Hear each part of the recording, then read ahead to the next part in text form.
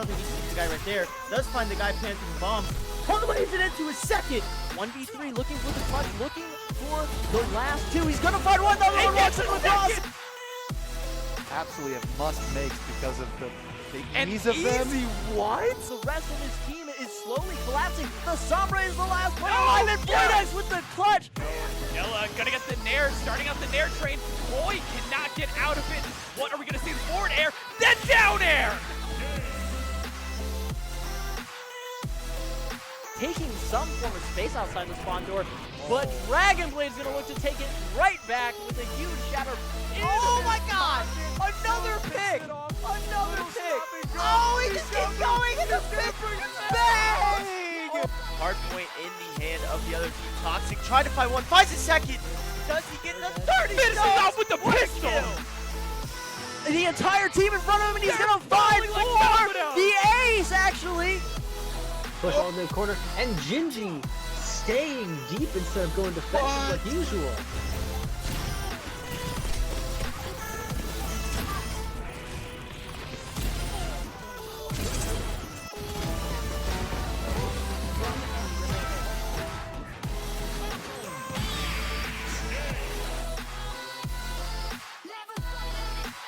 Oh my god, kickoff probably with a 4-piece!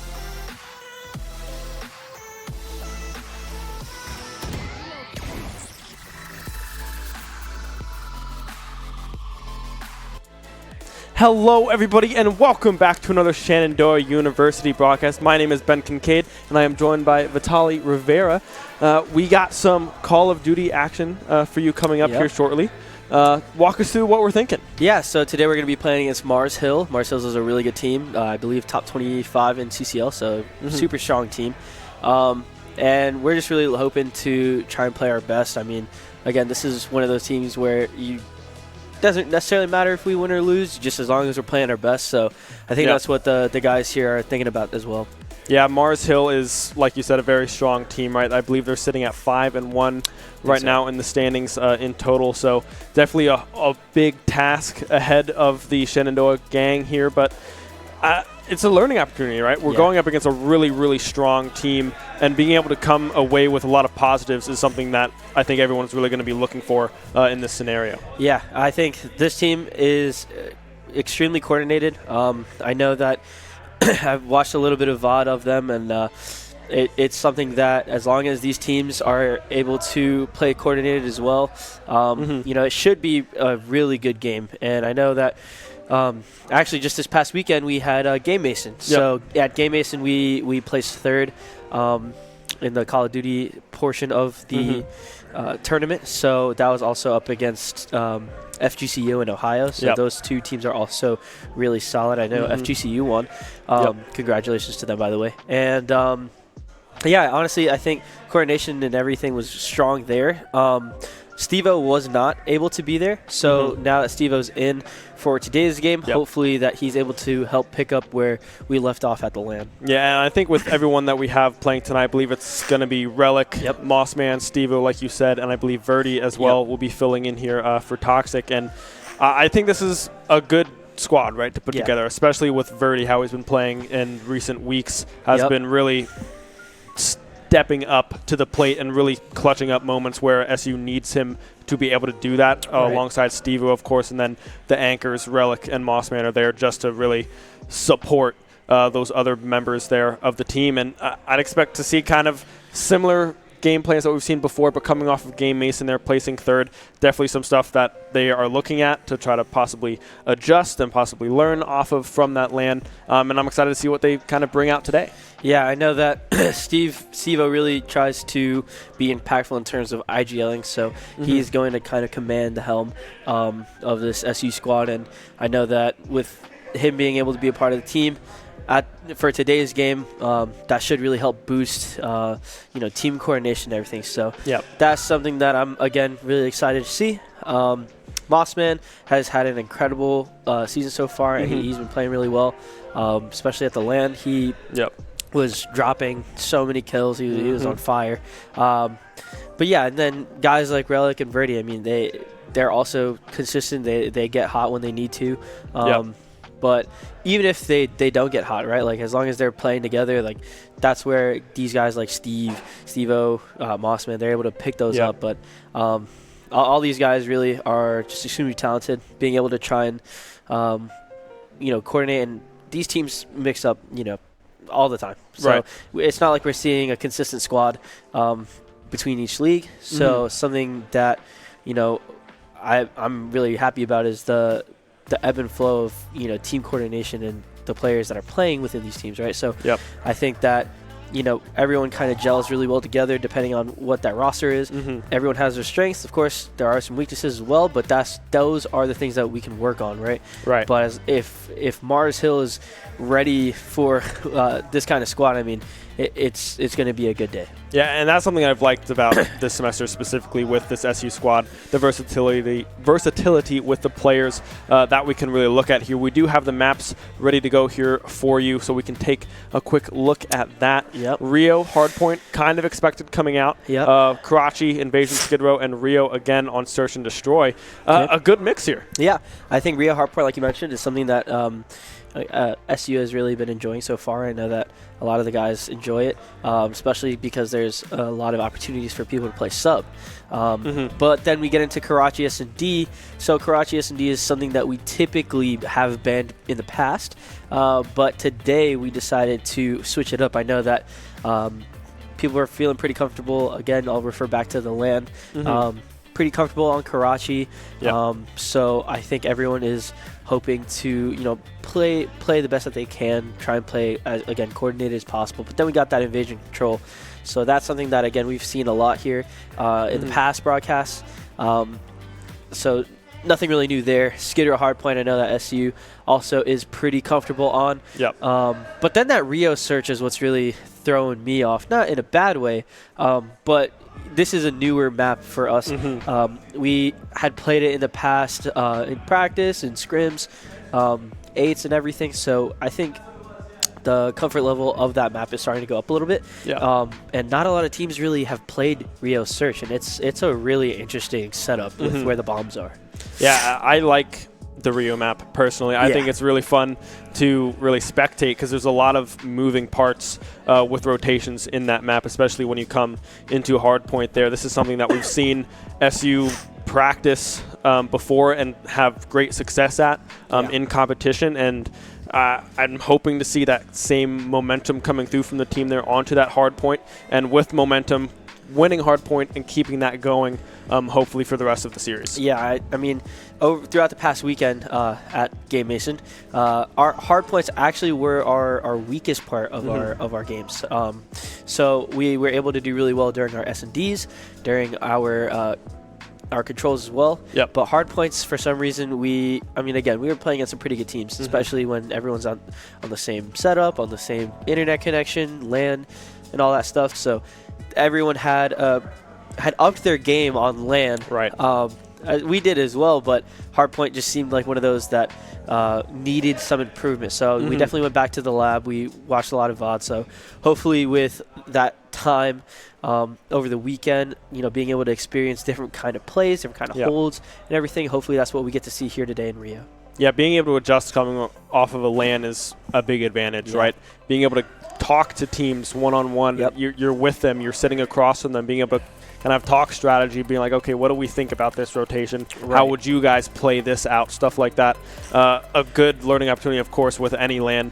And like you said, we've been struggling kind of on that hard point. I'd hope to see some kind of focus on winning these points and really winning these rotation battles around there to regain their confidence on this kind of map game mode. And if they can do that today and win map 1 here against Mars Hill, who is a great team, being able to ride that momentum and that confidence into the Search and Destroy and Control will be a huge step up. Yeah, to go off that, Mars Hill, again, they've been playing against some of the top schools as well.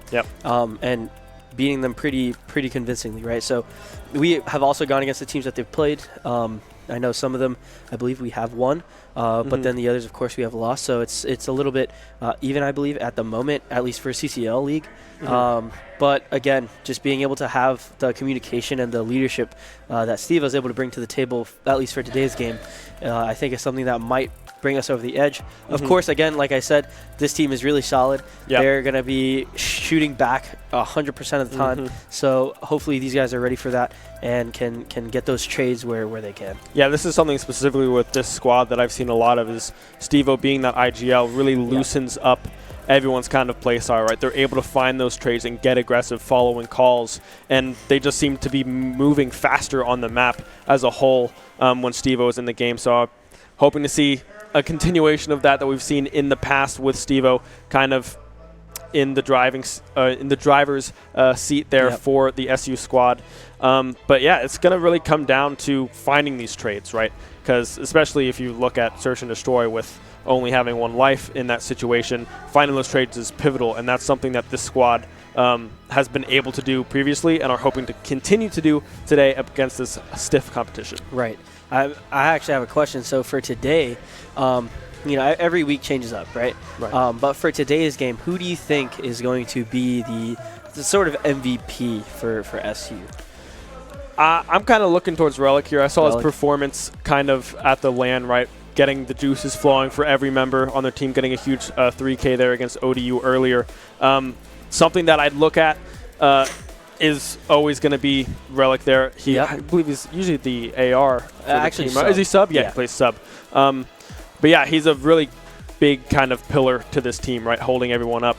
But that kind of goes for all members, right? Relic is not the only one that can really clutch up in really tense situations. We've seen everyone on this roster do that multiple times. But I could see him riding the momentum from the LAN into this match tonight. Yeah. For myself, actually, I have two people.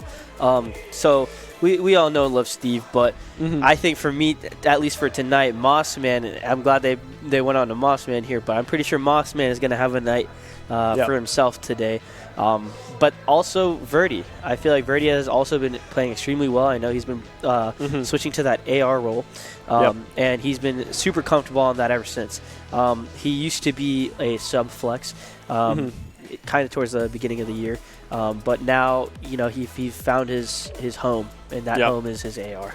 Yeah, and definitely with Verdi, we've seen him get very aggressive for sure, and be able to have huge rounds for the squad here, and that's kind of something that we've been missing here and there, right? With that, those explosive plays coming across. Relic did that at the LAN. Verdi, we've seen him be able to do that time and time again, and really kind of keep that morale high across the entire team. We see Steve-O there also, no one to scoff at, right? Because Steve-O is definitely one of the better players here that we have on the squad. So really everyone gelling together at the same time is something that really could trouble Mars Hill here and really put them kind of on a back foot if Shenandoah comes out swinging early. Yeah, that's really the big factor for the win today, at least for the hard point, in my opinion, too, is as long as we are able to start off strong and be aggressive and push that momentum, I think that's where we'll be able to get those early points, but also be able to have early rotations, be able to have, early reads on where these players are going to be playing. I mean, again, this team is also no joke. They're 5-1 in CCL, and this is at the top of collegiate league, CCL league. So they're definitely going to have some plays that maybe we haven't seen so much of, or at least majority of the team hasn't seen.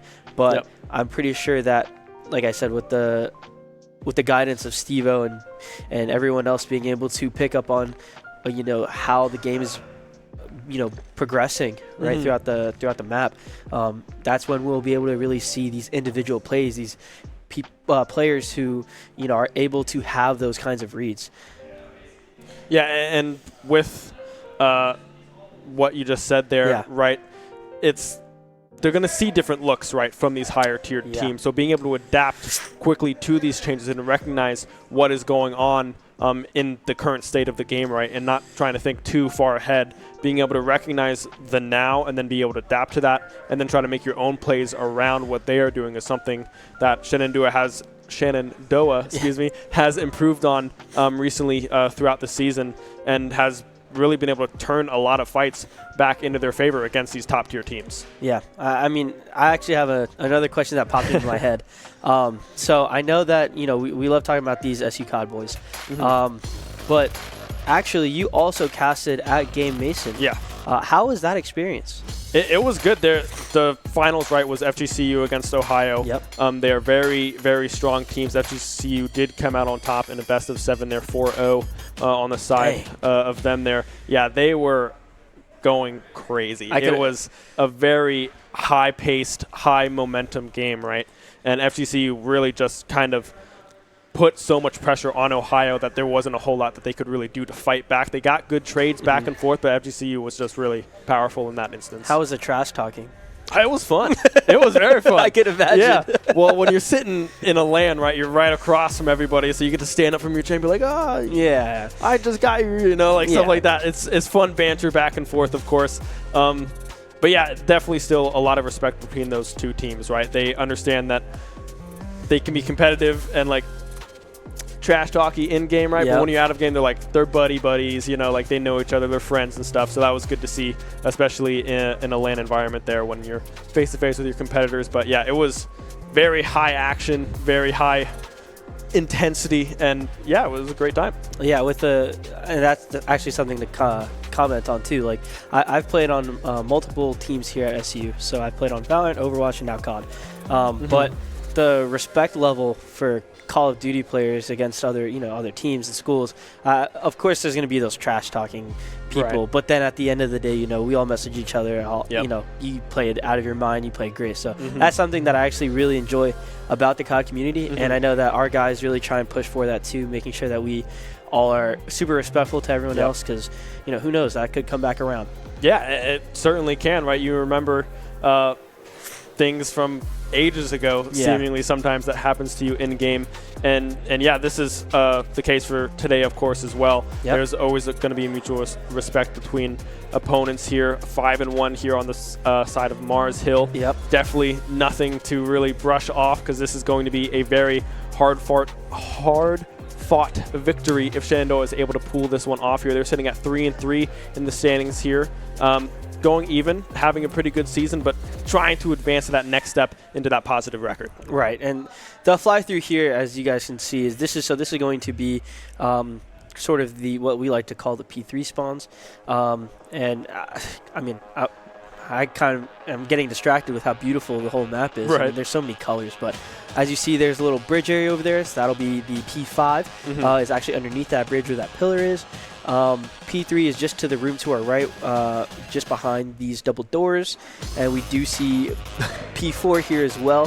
So that's going to be where the white truck is, this little bottom area, and P2 is going to be, or the P2 hill is going to be behind the cop car, and where we like to call hot dog, because it's a little hot dog stand. P1 is going to be a pretty obvious hill. If you have watched or are familiar with ERAU and COD, that will be just in the dead center of the map, so that is a pretty scrappy hill. But I mean, majority of these hills are actually pretty scrappy. So as long as these teams are able to, like we mentioned earlier, get these trades, play in unison, that's where these teams are going to dictate the momentum of the game. Because really, once you start getting 2 to 3 down, you can really start pushing forward, maybe trying to play for those spawns, but also try and take the pressure and the angles away from the other team, right? So as long as these teams, and I'm pretty sure Mars Hills knows this, I'm pretty sure Shenandoah knows this, but that's really how they're going to be playing today.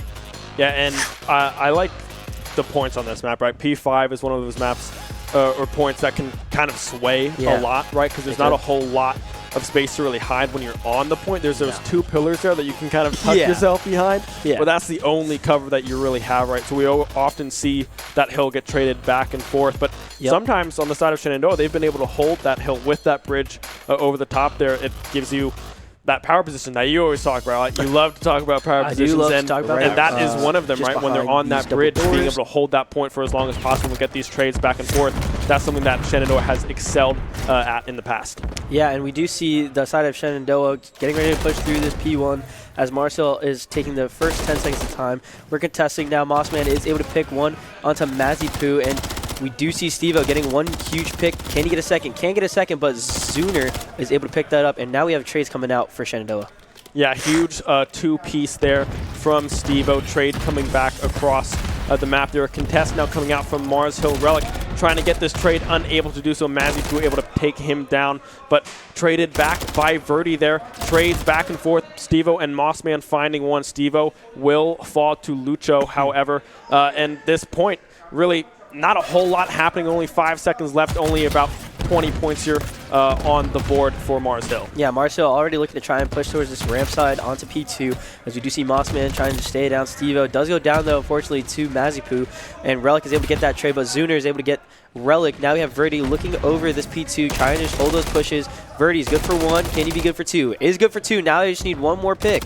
Yeah, VOD there with a huge 2K. Stevo as well cleaning up Zuner there on the backside. Mossman able to stay alive for a long time. They're soaking up some good points in favor of SU. Now evening out the scoreline. Stevo and VOD still getting trades back and forth. But Stevo trying to conserve his life points there. Zuner and Aaron are firing down onto that hot dog stand like you mentioned earlier, and were inevitably pushed off of that point. But really, back and forth trades across the board. Yeah, and VOD does unfortunately go down to Lucho, as Mossman is trying to potentially pick up the rest of the scrap or kill the person off of old, but we do see the side of MWIII already controlling the stew. Shenandoah trying to break through this P5, trying to break through this P1. We do see VOD go down, but we're like able to get that trade onto MWIII, and now we see Lucho just holding the tiles position, trying to hold the whole right side of the map, as the rest of Shenandoah is looking to try and break through the front. Yeah, we see Aaron there already on that rotation onto that P3 location there. Aaron and Zuner able to pick up 2 apiece there, and really just a full wipe there on the side of MWIII, or in favor of MWIII rather, and are really just able to soak up these points here. MWIII, we can see a huge trigger discipline, but Relic is able to clean up them there on the backside. Stevo trying to get aggressive, trying to get some kills, but Aaron and Zuner are in the right position to halt the progress of SU. Yeah, we see VOD trying to contest as much time as he can, but does go down to Lucho, as now there's only 15 seconds left. SU looking to try and just rotate towards this new hill, but we do see that MWIII is able to get one. Mossman able to get the trade, and VOD also able to get the trade. Now we have a 1v2 situation now for the side Shenandoah, as MWIII has P4. Yeah, we see Lucho here already on this P4 behind this white van. VOD and Stevo trying to gain access, but Zuner is in the position there on the stairs trying to watch that back angle, trying to defend any flanks. Will go down, however, to Relic, who is now on those that stairwell, trying to get an angle onto Lucho. Mossman is able to get one, but will be dropped. They're not quite yet. That was Stevo, excuse me, but 3 kills now in favor of MWIII, able to maintain possession of this P4. Yeah, Aaron is playing lights out, already 12-5 on the board here, and we do see that there's 25 seconds left. Shenandoah looking to try and just give up the rest of this time, trying to set up new, reset, trying to just get whatever time they can on this new hill, as we do see 2 players from MWIII trying to flank through this P3 area, and they're looking to be successful here, as now it might be a 2v2 situation in the back. Yeah, we see Lucho and Aaron there trying to get around this backside to flank onto this P5 location where SU was trying to set up already. MWIII able to pick up VOD there in the rotation. Lucho as well able to pick up 2. The flank coming in huge there for MWIII. Stevo trying to get 1, possibly a second. Will not be able to. Aaron winning that firefight, as you saw Stevo low on health. VOD trying to get aggressive as well, but Aaron again shutting down the forward progress of SU. Yeah, and MWIII played that beautifully, playing coordinated there, able to pinch through the back, and we do see Lucho about to get maybe 2. No, Relic is able to get that trade. Now it's a 3v1 situation on this P5 hill. Aaron, good for 2 actually, and good for 3. Aaron is playing lights out right now. Aaron finally shut down by the nade from Stevo there, but is 17-6 in this map. Number 1, MWIII also finding Mossman on the rotation there. And really, the setup for this P1 is going to be huge for SU to really try to get back into this map. Yeah, VOD does go down to Zuner, as Lucho is able to pick up Relic. MWIII does have a little bit of scrap time, but now MWIII is looking to try and just take control of this new hill, play from all different angles, different directions, as you see Shenandoah trying to get bridge control and trying to push towards the vending side of this new hill. Stevo not able to finish off the kill there onto Lucho, as he will now pick up 2 of his own. This P1 control again solely in favor of MWIII, approaching the 200-point mark. Lucho on a 5-killing spree there. And really, SU don't seem to have any answers to the aggression that MWIII is putting on them. Yeah, Lucho and Aaron are reading Shenandoah extremely well, being able to try and push and play these off angles that really are extremely unique. Not a lot of people have played these angles, and Zuner and Aaron, again, just try and clean out the rest of this hill. They have 15 seconds left.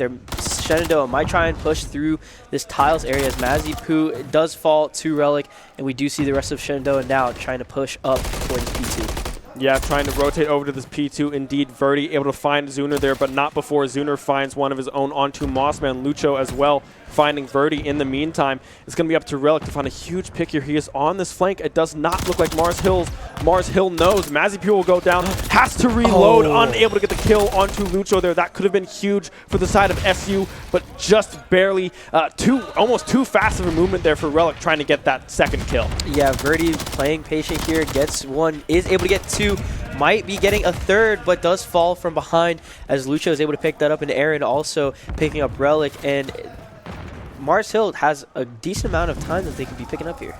Yeah, 25 seconds left on this P2 here, and with only 40 seconds remaining to win this first map here, they won't be able to win off of this point. So this P3 control is going to be crucial coming in from FSU. Zuner finding two on the rotations. I mean, Mars Hill has no signs of slowing down right now. No, I mean, Zuner is looking to be pushing through as Lucho's also trying to help towards this tile side time. I think they're going to try and contest it soon. Really bad timing for Steva as he was trying to put out a trophy, but Relic was trying to help that. Does go down. Mossman, though, able to pick up MWIII, but now they just need 8 more seconds left, and that goes for Mars Hill. Yeah, I have 3 seconds left on this hill. Trying to contest is Stevo, unable to pick up the kill. However, that is going to be map number 1 wrapped up, and Mars Hill in full control of this series right now. Yeah, I mean, again, the coordination between these players on Mars Hill is beautiful to watch. Yeah. I mean, they really pushed everything in twos, trying to, again, play their lives when they can, and the big thing that I noticed was just baiting and switching, right? Like, they were able to slide deep. They were able to chow together in these instances. I mean, it's really tough to not get down on yourself and beat yourself up, especially if you're trying to regain for this next map, which is going to be Karachi S&D. But, hey, S&D can kind of swing any way. Right, like I'm pretty sure you saw it at the land, but the flow of S&D is really trying to play your life if you're on defense, and then really be aggressive towards that offense. Right. So as long as SU is able to try and cover that up, able to play their lives where they can, or get those valuable trades where they can, that's where Shenandoah is going to take a step up. Yeah, and this is the game mode that we've seen Stevo kind of shine at, right? Able to pick up these early rotation kills on these search and destroy maps is something that's really put Shenandoah ahead in a lot of these rounds, right? Because finding that early pick, forcing a 4v3 situation, I mean, obviously just by numbers advantage alone gives you that upper hand in the map there. But we see through the replays here, Aaron and Lucho were absolutely on fire. Zuner also catching up later on in this round, and no one on the side of SU was really able to keep up with the momentum that Mars Hill was rolling with. I mean, it's really tough, especially when everyone on Mars Hills is extremely confident in their own gunplay. I mean, like these chows that I've just witnessed are some really aggressive chows, but again, at the same time, if you're confident in your gunplay and you're confident that you'll be able to pick up a kill, that's really where you just have to kind of go for it, right? Like, yes, you can try and wait and group up for your team, or you can play your life, which is what they did really well, but they also had those big play moments where they're able to get those 2 big picks and then spawn, Shenandoah out as the rest of the team from Mars Hill just tries to support and fill wherever that person dies. So, I mean, again, that was really well played by Mars Hill. They're an extremely good team. Like, again, that's just something that Shenandoah, of course, realized. But now we're in S&D. And I know Verdi and Mossman and Stevo have all shined in S&D. Relic able to also have the big brain reads as we've seen in the past. So as long as these guys are able to play for that, and we do see Shenandoah on the defense, as long as they're able to play for it, this is going to be a pretty close search as Verdi's able to pick up one. Yeah, VOD finding one early there. Stevo as well, getting Aaron off the board. That's a huge pick there from the side of SU, but Zuner and Lucho will answer back. Stevo and Moss, man, falling there. Relic and VOD, last two alive. Bomb still in possession of Mars Hill there, going over to this B site. Both players on SU kind of in this mid-range here, as now Lucho is trying to hold this far angle to try to get a pick on a rotation. Yeah, we see Zuner trying to get towards this top market area, and now we see Shenandoah split. We have one guy playing towards this B area, as we do see Lucho on a big flank. VOD is trying to stay down, play his life, and doesn't get the pick onto Lucho, as Relic is now in an uncomfortable 1v2 situation. Yeah, 1v2 situation now for Relic here. VOD just barely unable to get that turn onto Lucho. They're possibly going for a sneak defuse here. Knows that Lucho might be coming through this alleyway. Sees him there, but unable to get the read. Able to pick up one, however, 1v1 situation now. Relic needs to find Zuner here. Will be able to, but not quite. Oh, the switch to the pistol there from Relic. Able to pick up that kill, but with the timer running out there, Mars Hill is able to pick up the win. Yeah, we see Relic and Mossman kind of smiling, making sure that their spirits are high going into this, right? Yep. Again, it's really tough when Mars Hill just has a gunny on them, right? They're able to just play for those picks. But we had Shenandoah up 4-2, and then it brought back down to that 2v2 situation. Yep. Again, that was actually a pretty interesting play, trying to force the rotates towards A and then get that bomb down on B. And it worked in Mars Hill's favor. Yeah, we see Relic here now with the bomb, kind of going over to this B side. Aaron able to pick up Stevo early on there. Huge pickup. Mossman able to trade it back on to Aaron as well, but Lucho and Zuner again able to pick up these huge kills. Now it's all up to VOD. Zuner becoming a bird there, almost flying through the air. But I mean, VOD with the good of a shot, he is able to pick up that kill. But the pace that Mars just set in that round was really out of this world, right? Yeah, Mars Hill is just asserting their dominance, trying to play aggressive for these picks. And I mean, again, this is something that you don't really get to see every day, right? Is top level teams being able to assert pressure against teams that also are really solid, right? Like, again, Mars Hill is just looking to push forward wherever they can. They know that they're, in their minds, they're probably just trying to get these kills where they can. But we do see Lucho on that 4-1 KD, and I think we're seeing Mars Hill trying to push towards this mid area here. Towards B. Mars Hill going through mid, now rotating down towards this B site. We see Relic and Stevo kind of hovering around this A site, making sure an early rotation isn't going to come through. It looks like Mossman had some contact there, but unable to get a kill on the side. Able to get one, however, onto Aaron, as Aaron will peek that angle. Mossman possibly searching for a second, but VOD with the flank, they're able to get one. Zuner will answer back, but a 3v2 situation with bomb possession here for SU. Ooh, and Mossman does go down to Zuner, as we do see Zuner able to pick up 2, and Relic really needs to just play his life. Try to get melee down, but now the 1v1 situation. Relic, if anyone's going to do it, it's going to be you. Yeah, Relic now with a 1v1 situation here. The bomb is picked up by MWIII there. Possible rotation back over to this A site. Relic, will he be able to recognize the rotation coming through? Not quite yet, but both players still kind of playing towards this B site. Relic has first look. Great trigger discipline there from the side of Relic, making sure he lines up that shot to secure that round victory for SU. Yeah, that's the first round win for SU, and I'm pretty sure there's going to be a few more for SU here.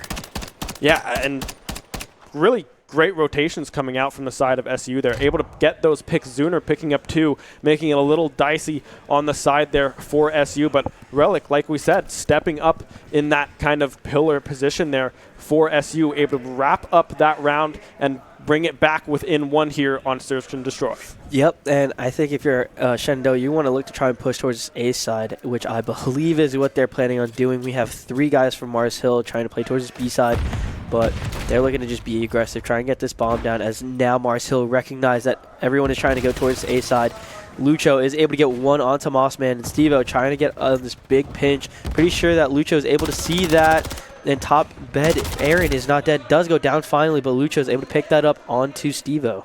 Yeah, VOD again now finding himself in a dire situation. Able to pick up the kill onto Lucho. Stevo able to find Aaron in the meantime as well, but now Zuner and MWIII still alive. Bomb not in position of VOD here. Swinging out of the door, unable to get that kill there. good, really gunfights across the board, but Yeah. just trades coming heavily in favor of Mars Hill there, forcing that 1v3 situation. We saw Verdi able to pick up one there, but MWIII just a little bit faster on the flick there onto Verdi, able to secure that round win for Mars Hill. Yeah, I mean, they're really just looking to try and get those kills instead of, you know, letting Shenandoah plant. They're just pushing as aggressive as they can. And currently, Mars Hill's strategy is working, and now we might look to see for a Mars Hill A attempt. But hey, if it's not broke, don't fix it. They might even go B, but it looks like the rest of these guys are trying to just play their lives here. Steve-O getting pretty aggressive. Does go down, though, to Aaron. Verdi is on this top plat area. Relic able to pick up Lucho, and Zuner able to get that trade onto Verdi. Yeah, 2v3 situation now. Relic and Mossman still alive. Relic unable to pick up the kill onto Aaron. There, Mossman finding two, however, forcing a 1v1 against MWIII here. Sees him. No, that's a three-piece. You can see the excitement from Mossman there. Everyone elated. Smiles across the board. Huge, huge three-piece from Mossman. Yeah, Mossman is feeling Pope right now, just trying to get some momentum going. I mean, the flick onto Mossman, it was nuts. I mean, that was beautiful. And we see that the spirits are pretty high. Again, these guys are trying to just perform as best as they can, right? This is a really strong team. Yeah. But they're able to bring it into a one-round deficit here. Yeah, 3-2 now in favor of the side of Mars Hill, now back on this defensive side. But we've seen Mars Hill on this defensive side get really, really aggressive in the faces of SU here, just searching for these kills. Aaron able to find Relic, an early pick there, and no trade back from the side of SU. Yeah, Aaron just went extremely aggressive as Zuner is able to get that pick, looking over, and Mossman does go down, and it's 2-4 for Shenandoah. I mean, Mossman there, you found 3 last round, trying to find 4 there, but with the collapse coming as fast as it did there from Lucho, really just out-executed there on the side of Mars Hill. Just fast-paced Call of Duty there from Mars Hill, just really putting on the gas against SU. Yeah, I mean, this is something that you don't really see every day, is teams like Mars Hill just trying to assert their dominance on all fronts. Again, they're just being extremely aggressive, and it's working for them because they're able to get these kills. Mossman is looking to try and get some control, look over this mid area as we see Aaron, I believe, sneak through into this cache area. Yeah, Aaron able to pick up a kill onto Steve-O. Mossman will answer back with a kill onto Zuner there. A split approach there to start on the trades onto these sites. Verdi seeing the foot there, but Mossman able to pick up the kill. Aaron and MWIII answering back as well. Verdi now finding himself in a 1v2 situation and unable to get that rotation out of that window, trying to reposition a little bit there, but just caught out trying to find that rotation. Yeah, and again, these guys are really just moving forward without any breaks, right? Aaron already 8-5 for this round. It looks like everyone's having a good time, but that's also what's pretty important, right? Is yes, this team is I believe nationally ranked, again, just at the top of the CCL league. So it's really tough to try and compete against a team like this. But Shenandoah has had some flash of brilliance as they were able to get 2 rounds. Verdi, though, unfortunately able to get picked as Aaron gets 2 onto Verdi and Mossman. Yeah, 2 picks right out of the gate there for Aaron. Really just winning the rotation game there on the side of Mars Hill. Relic trying to fire shots down that alleyway onto Aaron as well, but unable to pick up the trade. Now the rotation kind of coming through towards this mid area here, but Relic still with the bomb, needs to try to find his way out of a sticky situation. Yeah, Relic is playing his life as best as he can. We do see 2 players of Mars Hill are in this market area, and we see Relic get a pick onto Aaron. And it's a 1v3 situation. It's a really tall task. Going for a 360, but Lucho goes down to Relic. Relic picking up to their 1v2 situation. Now Zuner and MWIII still alive with the flank coming in. Relic, Giant Mossman covering the camera. Everyone having a good time so far. Love to see it from the side of SU as they will fall 2 maps down, 2-0 lead now in the series here for Mars Hill. Yeah, those 2 maps have been probably the quickest, round of COD that I've seen. I mean, I think that this team is, again, playing at such a high level that it's just not something that I don't think Shenandoah is used to at the moment. And this is something that, right, you would look at after the game, see what Mars Hill is doing in these situations, how fast they're moving their players around the board and recognizing these rotations that SU is trying to come out with here and learn from it, right? You're playing this top-tier team, and you're trying to be one yourselves as well here, and they are being one, sitting at 3-3 here in this league. And really, just there's a lot to learn, right, coming from just these replays alone. We can see some fun moments back and forth. Relic finding that pistol outplay there. But really great stuff coming out from both sides. Yeah, I mean, Mossman had probably the best play this entire SCD series, being able to get that 1v3 clutch. Again, yeah, they kind of chowed their, ones. Everyone kind of chowed their ones against on the side of Mars Hill. But, hey, they were still able, Mossman was still able to get 3 there. So it's, you could at least put that on the resume for today. Oh yeah, and we've seen you can see the reaction. You see Mossman yelling there in the bottom right corner there. Everyone is juiced after that play. Good thing to see indeed. Everyone having a good time there. And look at the scoreboard here for the side of Mars Hill. Aaron going 10-6 on that S&D, coming up huge for Mars Hill. Yeah, no, these guys are just playing lights out. I mean, there's really nothing more to say. Aaron has been firing on all cylinders between both maps for Rio Hardpoint and also for Karachi S&D. And we're also right back into this control invasion. VOD able to get one onto Aaron. VOD just trying to play his life, and I believe he's going to be going down, to Zuner. Yeah, Zuner, they're able to get the kill onto VOD. Relic trying to find the trade back. But so far, this cap onto A is coming through. The split cap actually one on B as well. Aaron trying to cap B off as well. And really just Mars Hill mowing down SU. It's really hard to not laugh in this kind of situation. I mean, they are just controlling everything they want to. Oh my goodness, Aaron just absolutely frying VOD, but Relic able to get that trade. Zuner now trying to rotate towards this B side as Mars Hill already has control of A. I mean, yeah, you saw SU, they're trying to climb a ladder, and Mars Hill's like, no, I didn't say you could climb that ladder, right? No, get back down here. Yeah, rotations coming across the board. The A cap already coming through on the side of Mars Hill. Mossman finding that kill onto him. VOD finding Steve-O as well. Everyone on the side of Mars Hill going down. Good showing there. Relic as well, picking up MWIII as well. SU coming alive. Yeah, I mean, VOD really tried to play aggressive there, trying to help Relic. Relic does go down to Steve-O. I'm sorry, I'm losing it. Steve-O there, that's your teammate, man. What are you doing? Steve-O able to pick up MWIII as well, trying to defend this B site as best as possible. And so far, doing a good job. A minute 15 left on the timer. VOD almost picking up MWIII as they are trying to cross through that alleyway. Might find Lucho. Instead, will be able to do so. Aaron falling as well to Steve-O.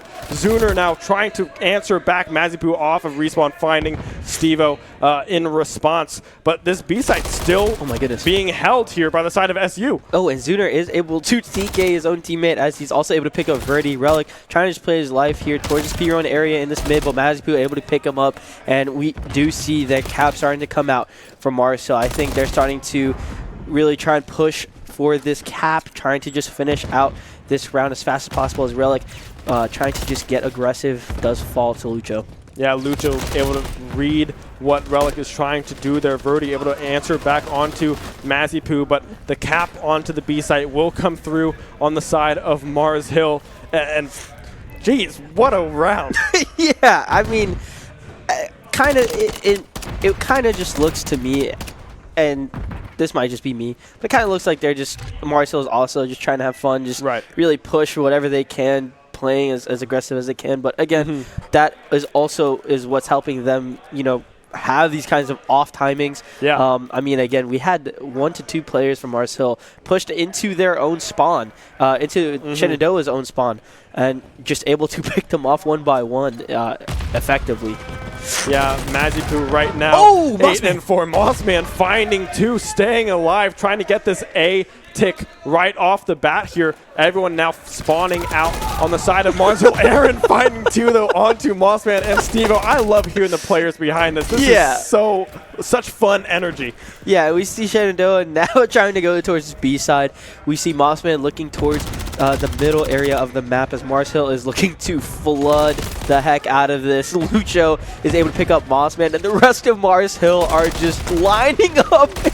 Oh my god, Stevo able to get 2, and Verdi also gets 1 onto Lucho. This is Zuner is able to pick up Verdi. Now that 1v1 situation, Stevo versus Zuner, but Shenandoah is now capping B. Yeah, trying to get these ticks now in favor of SU. Relic and Stevo able to find kills onto Lucho and Aaron. Zuner finding Verdi in the meantime. Stevo as well, possibly finding Zuner as a response, but Zuner able to gun him down behind that tank there. But the A-cap is already going to come through. 2 minutes now on the clock for this B site, and a great swing there from MWIII onto Verdi. Mossman is getting loud like it's at LAN. Stevo trying to push through as we do see 1 player from Mars Hill set up on this bulldozer area. And this is going to be extremely difficult to try and break through. Yeah, we see Zuner there behind that piece of heavy machinery there, unable to break through is SU. The cruise missile, is it still working? Yeah, it's still working not working. Yeah. So, yeah. Not a whole lot of information really. gained out of that one, right? Just for fun in games there. Mossman able to pick up Zuner in the meantime. The cap now 1 tick onto this B site, but Aaron and Lucho forcing SU out of the site. Yeah, Stevo playing in this bottom broken area, trying to just get control. We see that also Mars Hill sets up a trophy onto the B control, and we see Lucho just in the spawn, trying to spawn trap him as Stevo gets 1 onto Zuner. Yeah, Stevo now trying to find Aaron as well. Aaron going up to that high ground. MWIII finding 2 as well, possibly a 3rd, but Relic able to get the kill in favor of SU. But this full B control is still sitting in favor of Mars Hill. SU have not been able to get close in recent minutes. Yeah, Lucho is pushing into their spawn as far as possible, and down goes Relic. I mean, this is extremely rough, a rough day for Shenandoah. I mean, they're just firing on all cylinders. Yeah, and you love to see the smile still from the players, right? Not beating themselves up too bad on this loss. As we've said it time and time again, Mars Hill is a very, very good team. And SU, we can see the smiles across of everyone. Stevo, a little focused on possibly his phone there. I'm not entirely sure. But who knows? Everyone's still having a blast here nonetheless. 2-0 now in favor of Mars Hill. I believe this is series point now for this match. Yeah, and 2 players from Mars Hill were trying to team shot through as Verdi's able to get 1 on the MWIII. Relic trying to push through where he can. Verdi able to also get Aaron down, and we see Relic in that 1v1 situation. Does go down to Zuner, and Lucho is just hunkering down on time onto A, looking to get that first tick. Lucho, however, will fall to Stevo. The first tick will not come through onto this A site. Shenandoah now trying to move in to clear that out. But this B control is still sitting in favor of Mars Hill. Stevo able to find Zuner. Verdi as well finding MWIII. But Aaron capping this B site in favor of Mars Hill as this contest is coming onto this A site. Yeah, it doesn't look like Shenandoah is trying to go anywhere towards this B side. They're just trying to hold down this A side, as now we're starting to see Shenandoah spread out. But 2 players from Mars Hill are already trying to push through mid. 1 is pushing through this riverside. We see Zuner pick up 1 on the Stevo. Lucho picking up 1 onto Relic. And now they're getting ready to get onto this A side, or this A time here, as B is getting ready to be captured. Yeah, Mars Hill now moving over to this A site B, captured as well. Trophy coming down from Stevo behind this tank here, trying to stay alive, but we see Aaron behind them, possibly on this flank angle, but Zuner and MWIII able to clean it up instead by themselves. Zuner finding 2 there onto Verdi, onto Mossman. Stevo answering back with a kill onto Aaron, but still need to gain access to this A site. Stevo finding Zuner as well. Now trying to gain access to this A site is SU. Yeah, Mossman able to pick up Lucho as Stevo does fall, but Mossman able to get 2 onto Lucho and Stevo, and Verdi also getting 2 onto Aaron, and I believe MWIII, as we do see Verdi fall to Zuner, and they are currently down in lives on the side of Shenandoah.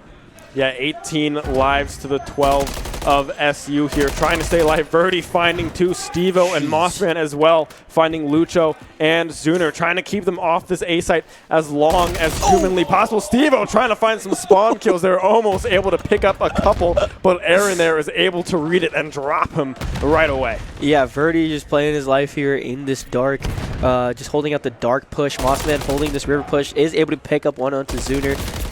Verdi does fall though, and we see Marcel already towards this laundry side of time, but Stevo able to pick that up.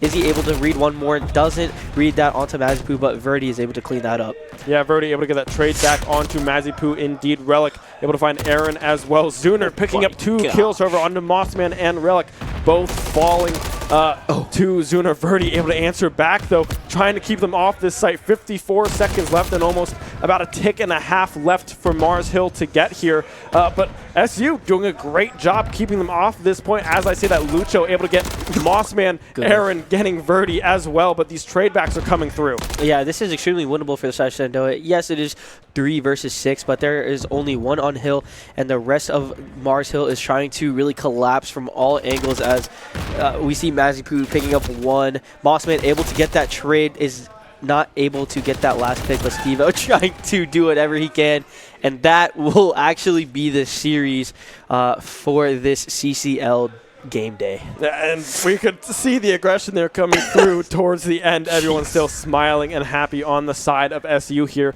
Will fall 3-0 to Mars Hill, but that was exciting to watch. Yeah, I mean, the beauty of it as well, right, is now these studious players can do their homework, right? They don't have to play for so long. So, in fact, maybe Mars Hill actually did the boys a favor, right? Trying to, maybe they wanted them to study hard. Yeah, maybe some late assignments here and there, who knows? I mean, now you get to catch up, right? Yeah. I mean, that's really something that, again, Mars Hill played phenomenally on all fronts.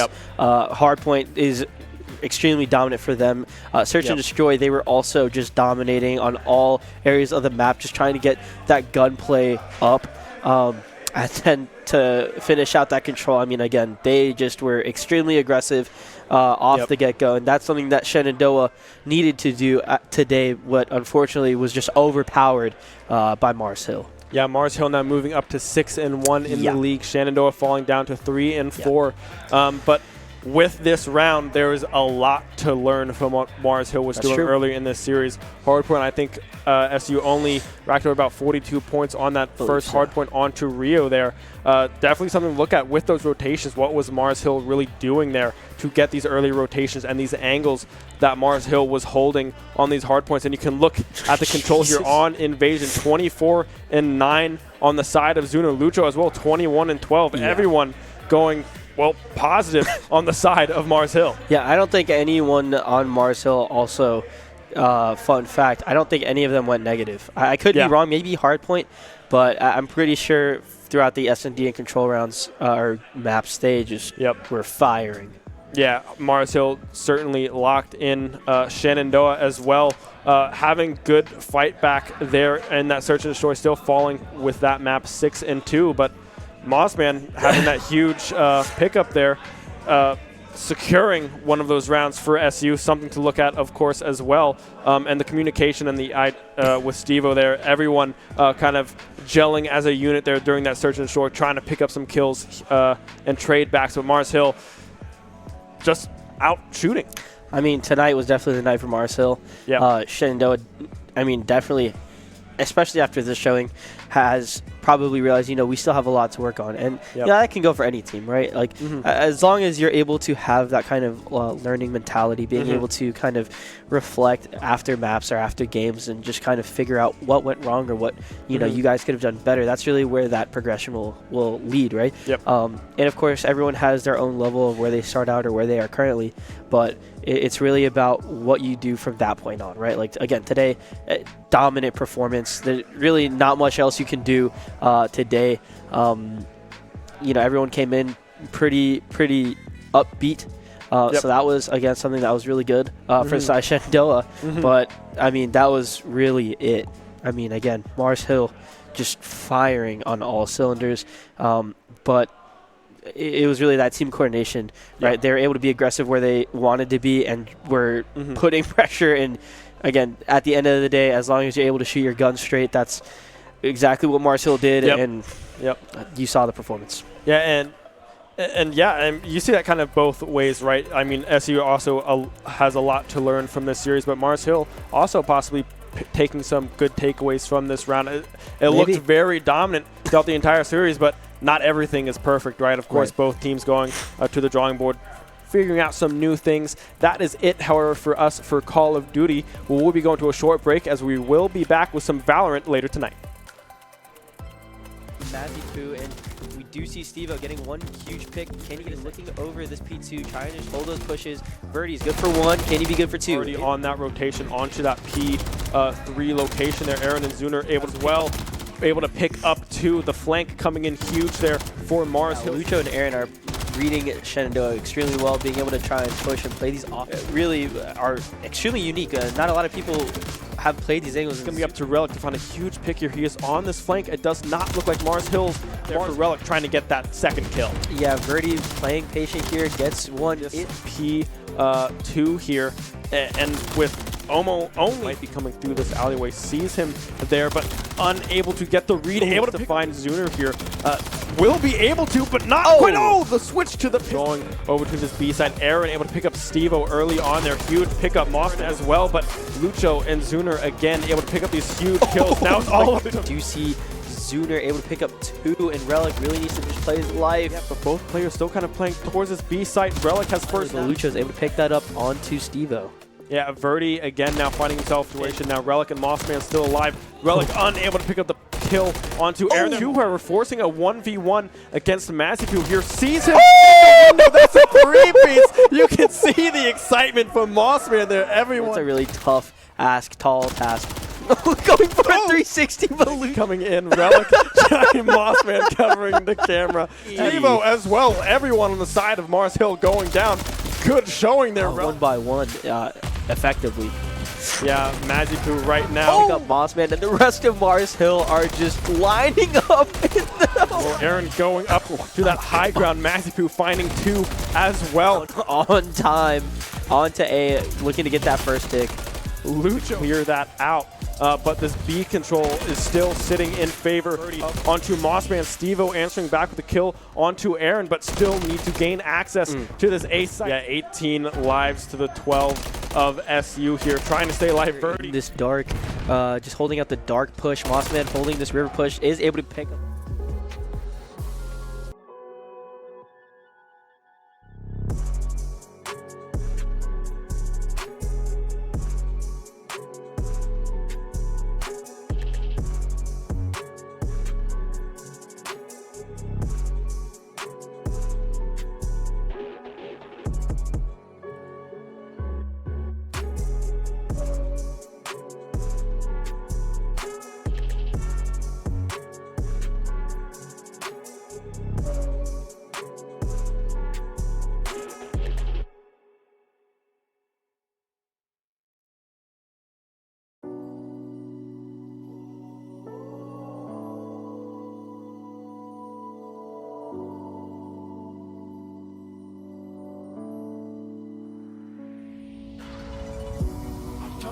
understand it.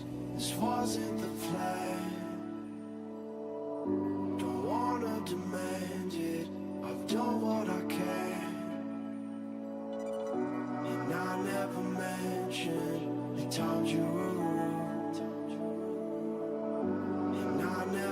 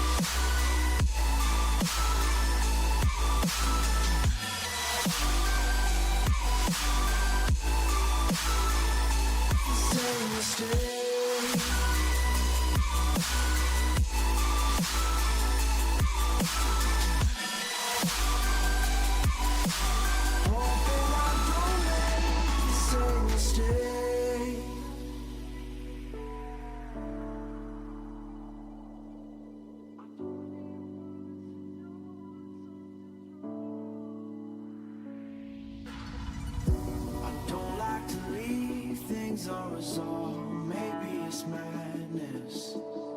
I'm begging you, please pick up the call. You're causing me damage. I should've known, wasn't your fault. Don't even matter.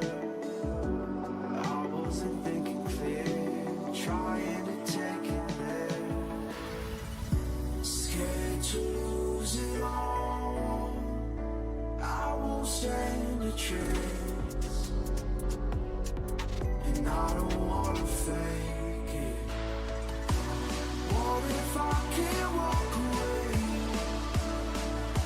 You got me standing in the rain, hoping I don't make the same mistake.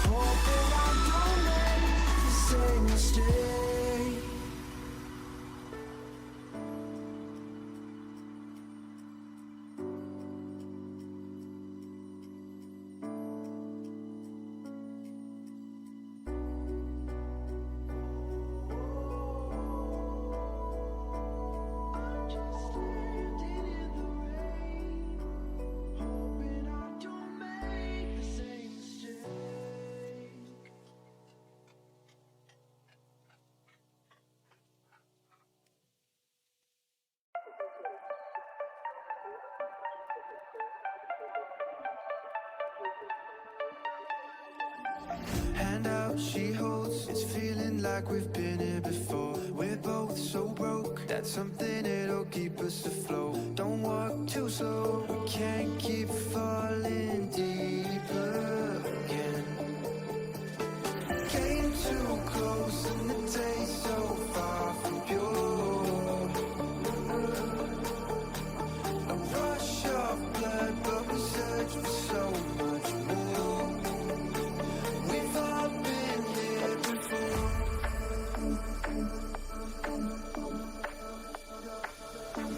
We've all been here before.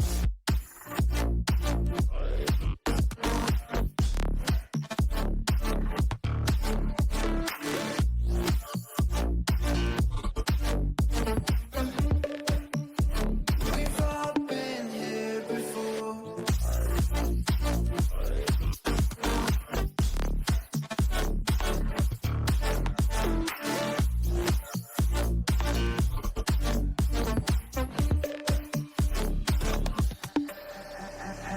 Hand out she holds, it's feeling like we've been here before. We're both so broke, that's something that'll keep us afloat. Don't walk too slow, we can't keep falling deeper again. Came too close and the taste so far from pure. A rush of blood, but we search for so much more. We've all been here before.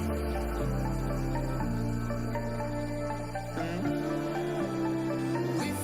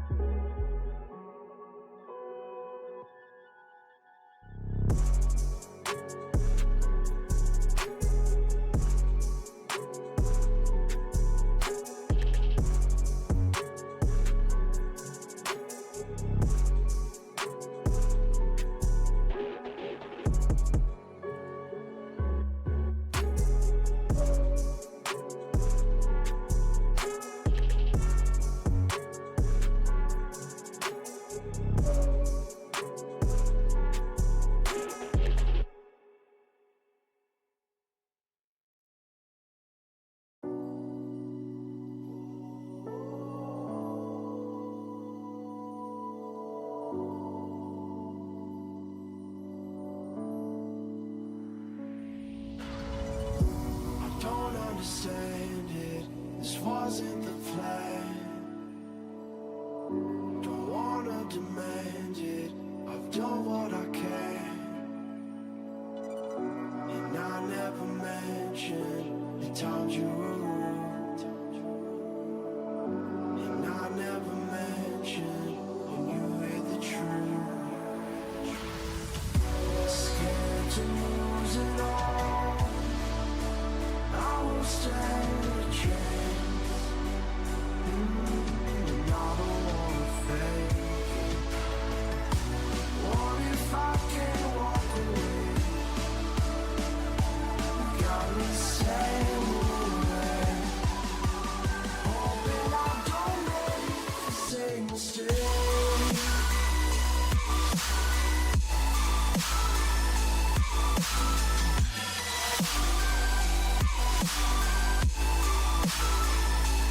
Same mistake.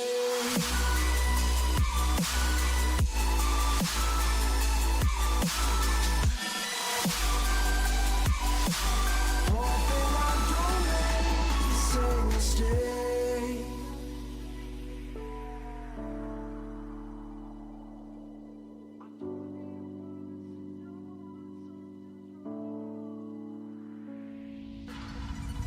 I don't like to leave things unresolved. Maybe it's madness. I'm begging you, please pick up the call. You're causing me damage. I should've known wasn't your fault. Don't even matter. I wasn't thinking clear, trying to take it there. Scared to lose it all. I won't stand a chance. And I don't wanna fake it. What if I can't walk away? You got me standing in the rain. Hoping I don't make the same mistake.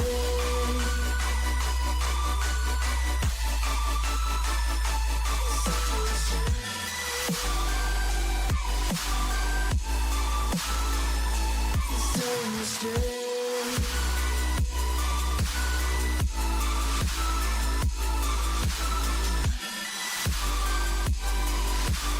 Hoping I don't make the same mistake.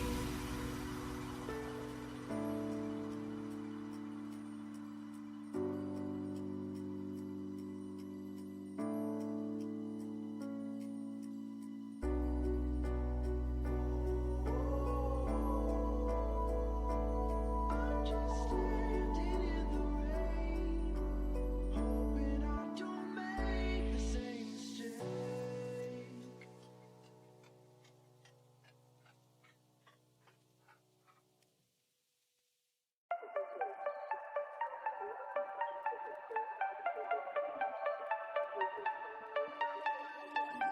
Hand out, she holds. It's feeling like we've been here before. We're both so broke. That's something that'll keep us afloat. Don't walk too slow. We can't keep falling deeper again. Came too close and the taste so far from pure. A rush of blood, but we search for so much more. We've all been here before.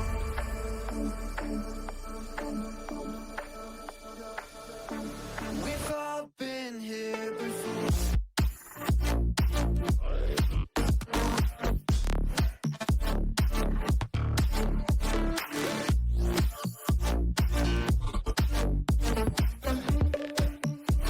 We've all been here before.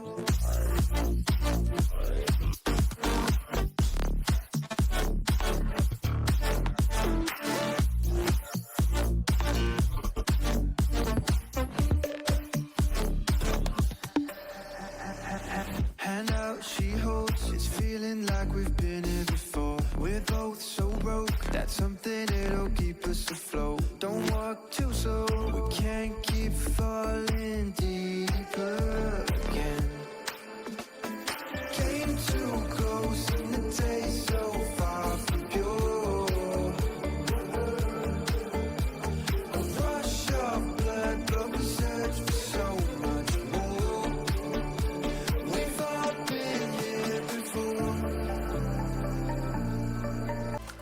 Hello and welcome everyone back to another Shenandoah University broadcast. My name is Avery Giesman and I'm joined by none other than Ben Kincaid here at the Shenandoah Esports Arena in beautiful Winchester, Virginia. Coming at you with some Valorant. Ben, it's been so long since we've had a Valorant stream here at SU. Yeah, I'm excited to hop into some Valorant. Right? We had some, I believe, last week, but it was kind of in that red zone esque kind of thing that we were kind of doing.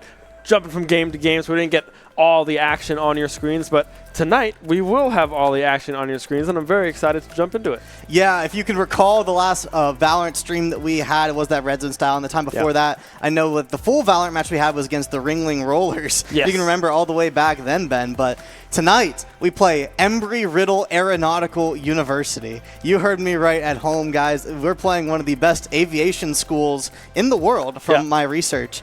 And unfortunately, they are 0-1 in Valorant, so maybe the flying skills don't translate to Valorant, but I'm hoping that they can fly around this map wherever we end up going, Ben. Yep. But Shenandoah University is holding it down at a 1-1 record in their NECC season. They're doing well in NACE as well. They're holding down a solid record in that league as well. And then they're just coming back from their game Mason LAN, where they were able to perform at live with a bunch of other teams as well. Unfortunately, they were not able to win any matches there, but to have that LAN experience and to come back to play online, just getting that communication practice, I would say, is like the biggest part of going to a LAN, right? A big aspect of that LAN experience is getting that opportunity to communicate with your team in person and try new things. And Shenandoah absolutely did that, and I can't wait to see what new things they're about to implement into this match. Yeah, definitely that LAN experience definitely has a unique twist on everything, right? Looking now at our player cams there, everyone on the squad geared up and ready to go here. You mentioned before the Eagles here are 0-1 right now. SU sitting at 1-1, trying to advance to that positive record there, sitting hopefully by the end of the night sitting at a 2-1 record in NECC. The Eagles also looking for their first win here, trying to even things up. The LAN, like you mentioned, weren't able to get our feet off the ground there, but nonetheless, it's a great experience to have, like you mentioned before, having that environment of in-person competition really adds some cohesion to your unit, and I'm excited to see how that translates now onto this online competition that they're coming up with here against the Eagles. Yeah, I mean, and even when they were at that LAN, I can speak to this as I was at this LAN as well. This team puts in the work. They're competing in NECC while at a LAN, Ben. I mean, after all their LAN matches, when all is done, they're staying very late. I believe they're like there till 10:30 at the LAN, playing their NECC match, and they were able to win it on map 3 after a quadruple overtime loss in map 2. I mean, absolutely massive composure coming out from SU Valorant. This team is hard-shelled, and they are ready for anything. Going up against the Eagles, I know Shenandoah is very confident going into this match. Shenandoah fielding about a high diamond average team, and the Eagles fielding about a silver average team, I want to say, maybe silver gold average around that area, but I know they have at least one Ascendant player in there as well. So, a big range of dynamics in both our team and the Eagles team, so a lot of things really can happen. You can see some players play on their A game and really take rounds by themselves, or you can see that cohesion and that teamwork come in, and which is, I think, going to be in SU's favor as they field the higher ranked team, and they have that communication as we discussed earlier. Yeah, this squad has been playing together for quite a while, right? They played last semester a little bit on their club team. They were elevated to an academy roster this semester, which is a good thing to see from the squad. Some improvement coming up across the board. We do have the maps ready here for you, so we can check that out real quick. Icebox, we're going to open up for map number 1, Lotus and Bind, two maps that we often see from these two teams here. And yeah, Icebox, I'm excited for it. Yeah, Icebox is not one that I typically favor for SU. This is definitely an out-of-the-box pick. I wonder if the Eagles are the ones that were able to pick this map.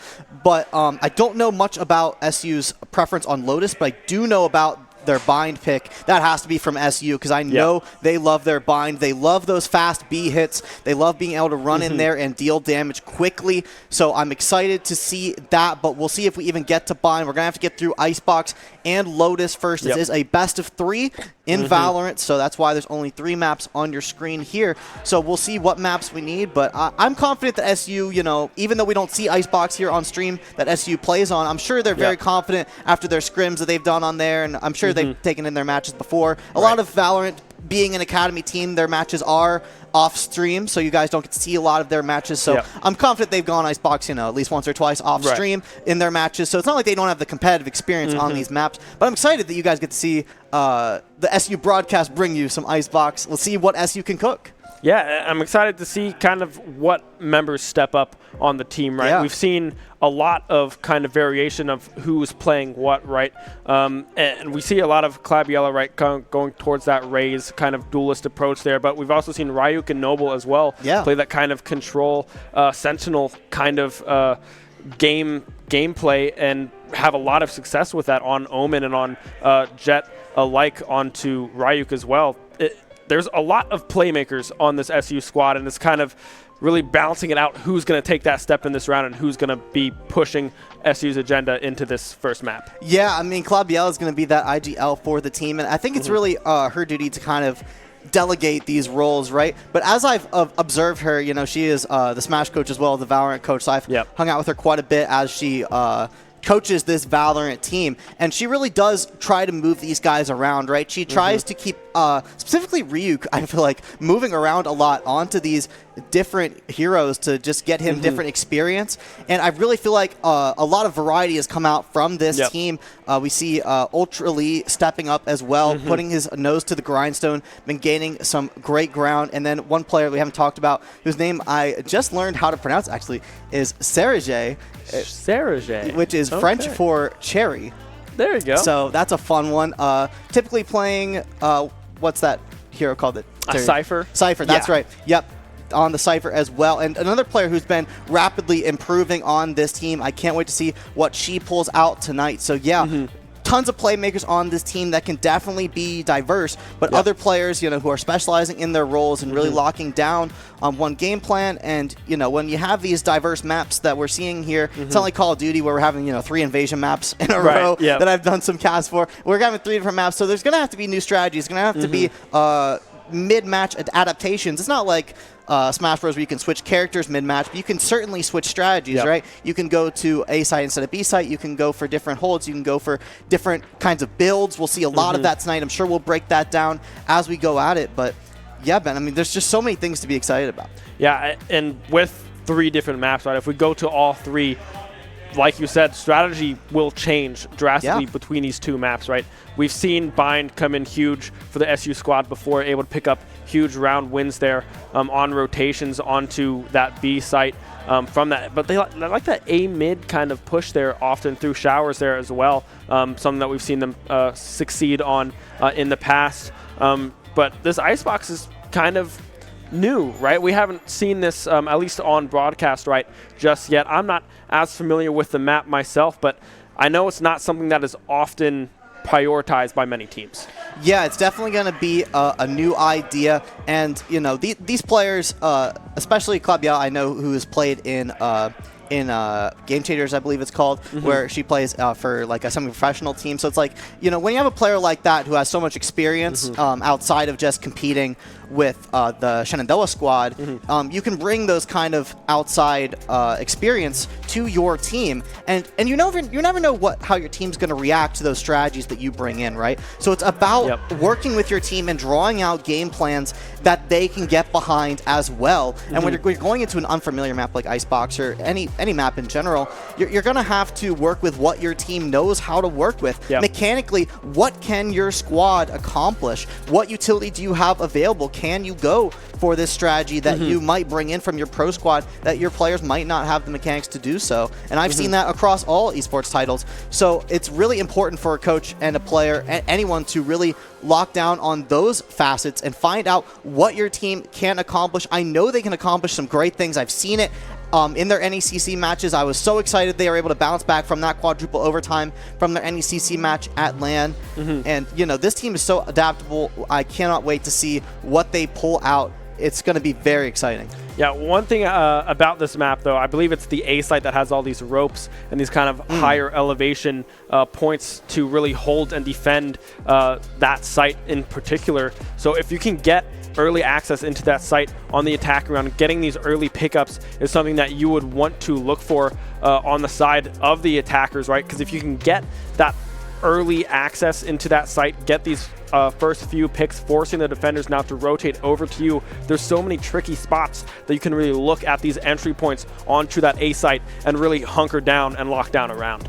Yeah, and as we go through this fly through of Icebox, we are going to get our first look at the hero pool for the Valorant squads. We got 5 out of 5 locked in for the defenders, and that's going to be your SU squad. We got Klabiella, we got Sergej, we got Ryuk, Ultra Lee, and Noble, and then only 3 out of 5 locked in from the Eagles. So we'll go over the defenders first from SU. Klabiella on that Jet pick, Ben. That is not one that we've said is her most picked. But on that duelist role, she is going to stay on, going to try to win those gunfights. Like we said, SU is the favorite team, so maybe Klabiella feels like this is going to be more of an aggressive map that she can really run in on that Jet, throw those knives, get some picks early, and make plays happen for her team. And then I also saw Ultra Lee staying on that Sova, that more utility role, to get her more looks, get her those shock darts to be able to see where those enemies are so she can run in, make plays happen. I'm really excited to watch that specific dynamic because I know that she will appreciate that vision as she plays this aggressive Jet. Is there anyone else you want to talk about on this SU squad you see their pick? Yeah, I like this Viper pick coming out, right? Especially on this starting off on the defender side, right? Because it provides so much denial into sites that she can almost solo hold sites that you have seen before with the wall, with the poison kind of clouds that she can put out and just block off lines of sight and lines of entry completely from the enemy team.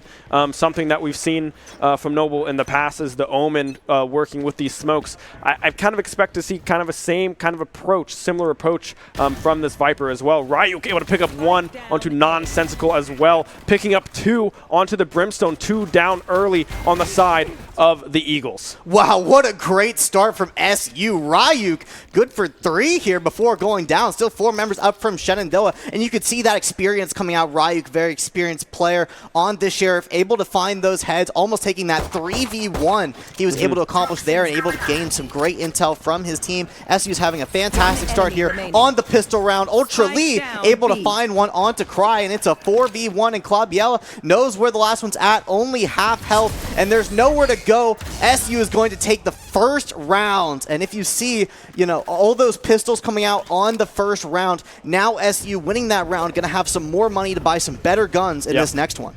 Yeah, that pistol round only dropping 1 is huge for the side of SU, really setting the tone for the remainder of this map here. We saw the Breach was a little distracted there by the Viper there. Noble getting that flank angle through that attacker spawn, able to pick up, I believe, a kill or at least distract to open up the opportunity for Klabiella to come on that flank and finish off that Breach there. Really good aggressive play from the defender side of SU. Yeah, now you see both Ryuk and Sergej here with the Phantoms and the Vandals coming out already here on to round 2. ERAU, the Eagles, still going to be rocking those pistols. Going to need to find some head taps if they want to get some momentum back. Shenandoah on the defender side don't have to make plays happen. It is the Eagles that have to go in, and Noble and Ultra Lee are going to win that fight as Brimjob only finds 1 on Noble. See Klabiella here with the op. Ryuk going to find 2, and it's a 3v1 already for SU. The Killjoy's the only one left standing. Klabiella able to clean that one up. Only 2 members falling on the side of SU in that second round. And you can see the commit there from the Eagles going over to that B side, a full 5-man commit, but they don't account for the potential flank that Shenandoah will go on in that instance, going through mid there, getting towards that attacker spawn, able to really pincer the Eagles in that kind of choke point there and really close off that round in commanding fashion. Yeah, like you said, Ben, earlier, I mean, there's a lot of height you can gain on this map. There's a lot of great angles you can hold. But that's not what we're seeing from either side of the field right now. We're seeing a lot of fast hits from the Eagles here, and SU just defending brilliantly. SU now going to hold this same angle as it looks like the Eagles have a similar game plan from there. Ryuk going to get out of there. but Cuzzy gonna find one onto SU, and SU's gonna have to work from behind for the first time in this match. Let's see what they can make happen, as Sova is gonna find Claviella. She's gonna get out of there quickly before she gets peeked there, and gonna get some assistance here as try to take this fight. She doesn't know how many are there, just knows at least one might be. And there's that Viper wall you were talking about, Ben. Gonna conceal those other 4 players, as Claviella doesn't know how many are behind that wall. It's all up to Noble now, a 1v4 situation, unable to finish the job there. Brimmy able to get the kill there. Only one member on the side of the Eagles falling in that exchange. A good full force attack there onto that A site coming from the Eagles. Yeah, great use of utility there. Able to see Claviella with that Sova, and then able to use that Viper wall to conceal how many members of the Eagles were on that site, and they were able to finally get themselves around, and that'll get them some economy as well. You can see the guns on your screen now coming out from the Eagles. Gonna have some better shooting options as Ultra Lee tries to open up with the Vision Dart here. See where these guys are gonna go. They're not gonna fall for the same trick twice, as it looks like they are very spread out right now on the Eagles, not committing to one side or the other. Yeah, slow approach here coming out from the Eagles, kind of holding these angles. We can see Ryuk getting a little bit aggressive here, possibly able to pick up a pick onto Nonsensical, but the gunfight will go in favor of the Eagles. Ryuk dropping early there is bad news there for SU. Yeah, Ryuk, that player that we talked about that can really play this aggressive style, along with Claviella, who really is gonna want to win these gunfights, get in there, win the gunfights, and he's able to do so, but not in this instance. Eagle's gonna find himself up, Claviella gonna find hers, and Noble gonna try to find a fight here as he takes out some utility from the side of the Eagles, finds another Viper wall here. What can he do? The Eagles know he's there. They definitely do. But I don't think that Noble knows how many of them exactly there are. But the Eagles are up by 1, so they can choose to play this aggressively if they choose to. And Nonsensical going to go for the plant. Job is going to find Noble, and now Noble and Ryuk are down, and Claviella at very low health. This is looking very strong from the Eagles. Yeah, the Breach on the other side on the Eagles is low as well, but Claviella sitting at 15 HP. Breach is able to secure the kill onto the Jet. It's all up to Ultra Lee now, but the attacker Killjoy, as you can see there on your screen, is going to detonate, forcing Ultra Lee off of the site, and in a 1v5 situation, looking to possibly just go for a save here. So K, if it evens up at 2 apiece, saving that Vandal is going to really just save the econ, right? Yeah, one thing to talk about in Valorant is that if you die, you know, you don't keep your gun into the next round. So Ultra Lee realizing now that the spike is planted, so if he were to take out all 5 members of the Eagles, he could possibly win this round, but realizing that he's probably not going to do that, is going to back out of there and keep his Vandal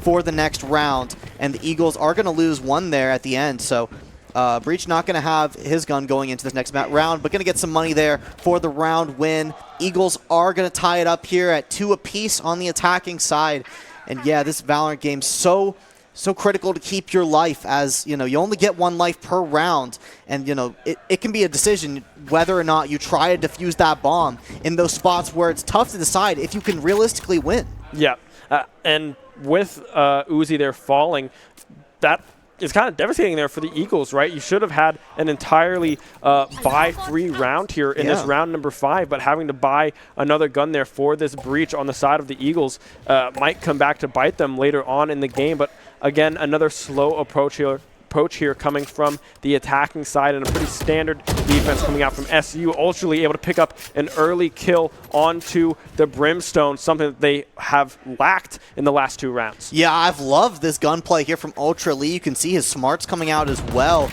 Ultra Lee's been a critical player on the side of SU thus far this match. And you can see Reeve dropping down to about half HP as Claviella finds one onto the Sova, going to grab the orb as well as she dips out of that situation. And it's a 5v3 here from Shenandoah. Claviella just going to hold this angle as the Viper goes in towards A site. But the attackers have to make something happen here as Noble continues to hold this angle.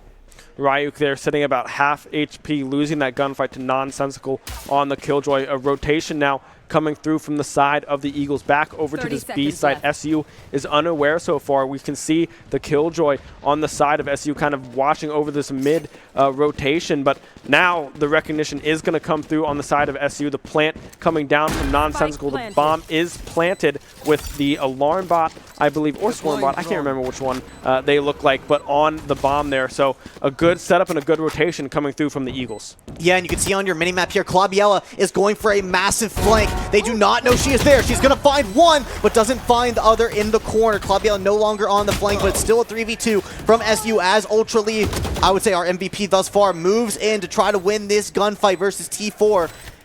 What can he find here as Noble goes for the pinch? Noble gonna find one. Nonsensical is gonna find Ultra Lee, but Noble is still alive at 82 HP. They're both so low. Nonsensical gonna win that gunfight. What a massive pick for the Eagles with only 2 more seconds on that clock.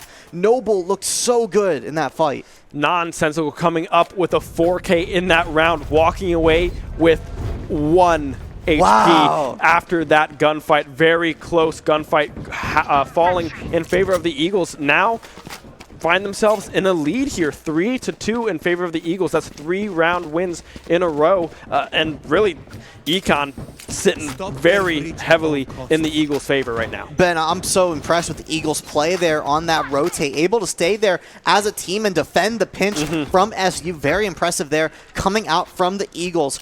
Looking really strong on this attacking side as SU going to field some pistols here, some normal guns. Going to save some here, spend some there as Noble tries to find through this wall but isn't able to find any health there as T4 is able to stay alive. And the Sova able to get to half health as well, but still alive here as the Viper wall does go down. Ultra Lee is finally going to find a pick here, get up for SU, but it hasn't mattered thus far. This Eagles team has been clawing their way from behind consistently as Ultra Lee tries to open up there, but Nonsensical going to find him. Claudiella is going to find Super Cookie. Nonsensical is going crazy this time, Ben. Yeah, Claudiella still has the knives out and ready for the side of SU. This breach has a sliver of health. Will go down to the stinger of Noble. Now it's just a Killjoy remaining. 3 kills again on the side of Nonsensical. A possible 4K, or, well, a possible ace here. Ryuk is still alive, but the rotation coming through again back over to this B site. A good recognition that really this A site might be doomed, and she has to wait out the knives here. The plant now coming through on the side of the Eagles. Yeah, Nonsensical with some great game sense here, rotating to B, realizing that the A site is going to be pretty dangerous here, doesn't want to play that game as Claudiella does still have the knives out here, going to try to find this pick, working with Ryuk. They're going to try to swing together as to make this Killjoy, make the 2v1 happen with the Jet ulti on deck. They see the spike, and Ryuk is going to find Nonsensical to make for an easy defuse for Claudiella, and Shenandoah is going to even out this match here on Icebox. Yeah, Nonsensical is coming up huge for the side of the Eagles. They're picking up 3, unable to close out that map as Ryuk is able to look through those crates really and see the rotation coming through from the Killjoy and is able to protect Claudiella as she goes for that defuse. And like you said, tying it up, I love all the little kind of animals that we can find around the map. What is a little snake and a worm squirrel? is dapper. Yeah, I love it. Yeah, they're looking good. He looks like he just won a game of Monopoly. Yeah, he definitely looks like he just won a game of Monopoly indeed. And speaking of winning a game of Monopoly, the money on both sides seems to be evened out. It's been fluctuating, hasn't it, Ben? It's not like teams are losing their thrift rounds every time. It's not like teams are able to keep these heavy guns. Things are really swinging back and forth, and it's just a sign that we're going to see a good match today, and it's just some good play all around. You can see the smokes concealing these critical entry points as the attacker Killjoy does get popped, trying to push these members of Shenandoah out of this field. But Shenandoah looks unfazed. Yeah, the Killjoy coming out on the side of the Eagles, detaining, I believe, 2 members at least. They're possibly almost all of them. Yeah, that's like all of them. Cry is going to be able to get 2 there onto the Killjoy. Ultra Lee falling there as well. Uzi and finding 1, but Claudiella and Noble answering back with 2 kills of their own. Now 2v2 situation here, but the bomb, I believe, has not been planted just yet on the side of the Eagles. A possible plant coming down now as the bomb will be passed over to that Omen. No, yeah, that plant has not come out yet as the members are spreading out. You can see on your minimap as Breach is rotating over that A site, as well as Noble on that Viper. Going to try to find this spike. They know it's on this A site, so can this Viper Noble find this spike before the Eagles find him? Claudiella is going to cover his flank, so she's going to go for the defuse here as she is found. Noble going to move in, try to find these kills for her. Claviella calls out where Cry is, and Noble's able to find him. Half defuse coming out as Claviella dies on the bomb. It's all up to Noble. He has to find this defuse or this win on the 1v1. Yeah, I mean, we know that Uzi is up in that top zone, but Uzi able to pick up a 3K there. Patient on the peaks, waiting to know that SU is on this defuse, picking up 3 in their back pocket there. Now 4-3 lead on the side of the Eagles. Yeah, incredible hold on that height there on Icebox. We can see that play on A going so well for the side of the Eagles, just knowing that they have to go up to that high ground to defuse that spike, and just that breach player holding that angle, able to find Claviella even after getting that half defuse. And even when Noble was able to get in there and find that one player that was holding the one part of high ground, wasn't able to find the second player holding the high ground, and then you end up in a 1v1 scenario and just losing that gunfight. That's going to mean the Eagles are going to end up ahead. Doing great on these gunfights. Cry using that ultimate there as well, able to rotate over to that A site a lot faster than they normally would be able to. Having that global teleport at their disposal comes up huge in that round number 7. Now moving over to this round number 8. Another slow approach coming through here from the Eagles. Ryuk trying to get an early pick, but Claviella will fall instead to Cry. Ryuk will be able to answer back on a kill of their own, but 3 quick responses there from the side of the Eagles. Yeah, that was an amazing play there from Ryuk, able to find the one after getting his utility off, but then another 3 right behind him is going to trade that off, and the Eagles are far in the lead now. Ultra Lee, last one standing with only a pistol to his name over on this B site, as it looks like the Eagles are going to be going over to A, so it's up to this Sova to decide what he's going to do about that. You can see he's nice and close to this breach player on your mini-map. Might have to swing him as Nonsensical is going to get the spike planted on A, and T4 Cuzzy is going to find Ultra Lee, and he is not going to be able to save that gun for the next round. The Eagles go up 5-3. Yeah, Breach are able to pick up that kill onto Ultra Lee. Ultra Lee had to try to find that one, trying to get a Vandal in his pocket there. Frenzy not going to do a whole lot in a 1v3 scenario. Do you think these Penguins know each other? All of them? I mean, these two probably, but... What business do you think they're doing? That looks shady. Yeah, it's a little underground on the ship here, right? I think those look like really big walkie-talkies that they're just carrying on their backpacks. I mean, there's nothing else on that part of the ship. These Penguins are up to no good, and I think that the Eagles are up to no good conspiring with these Penguins as they continue just to gain on Shenandoah on this attacking side. Very impressive coming out from their squad. Yeah, and you can see the Eagles here kind of changing up their approach as well. They're going slow, going through this mid, faking B, going to A, and now a full course A push here. The ult coming out from Breach there, trying to disrupt any rotations coming through from the SU side, and they have full control over this site yet again. Nonsensical already planting the bomb. Yeah, and Ryuk goes down there. It's already a 5v4 for the Eagles. Claviella is going to find the Sova, though, even this up, as she does swing, and Cry finds her. Sova going to find the location of all the enemies. Nonsensical is spotted, and Sergey finds 2, as the Sova does point out where they are. Going for the defuse here, as T4 Cuzzy has to find a way to get through this Viper wall. Fake defuse coming out from Noble, and it's going to find that last kill and the defuse as well. Always love the fake defuses coming out in our games of Valorant, and the defenders are going to take a round. Feels like it's been a while, Ben, but the Penguins, I think their business deal is over. The Eagles got out of that situation. Now they had to go back to Valorant, and SU recovered. Well, okay, that's just a suit of armor. I was like, oh my goodness, Valorant. I think someone should put that on. I think that could be a cool. That has to be at little least skin 200 there. HP. That's what I'm saying. 200 armor, 200 HP boost there. A good defensive retake there by the side of SU in that last round. We saw the Killjoy picking up 3 kills in that fake defuse, like you said. Noble able to pull that one back for the side of SU.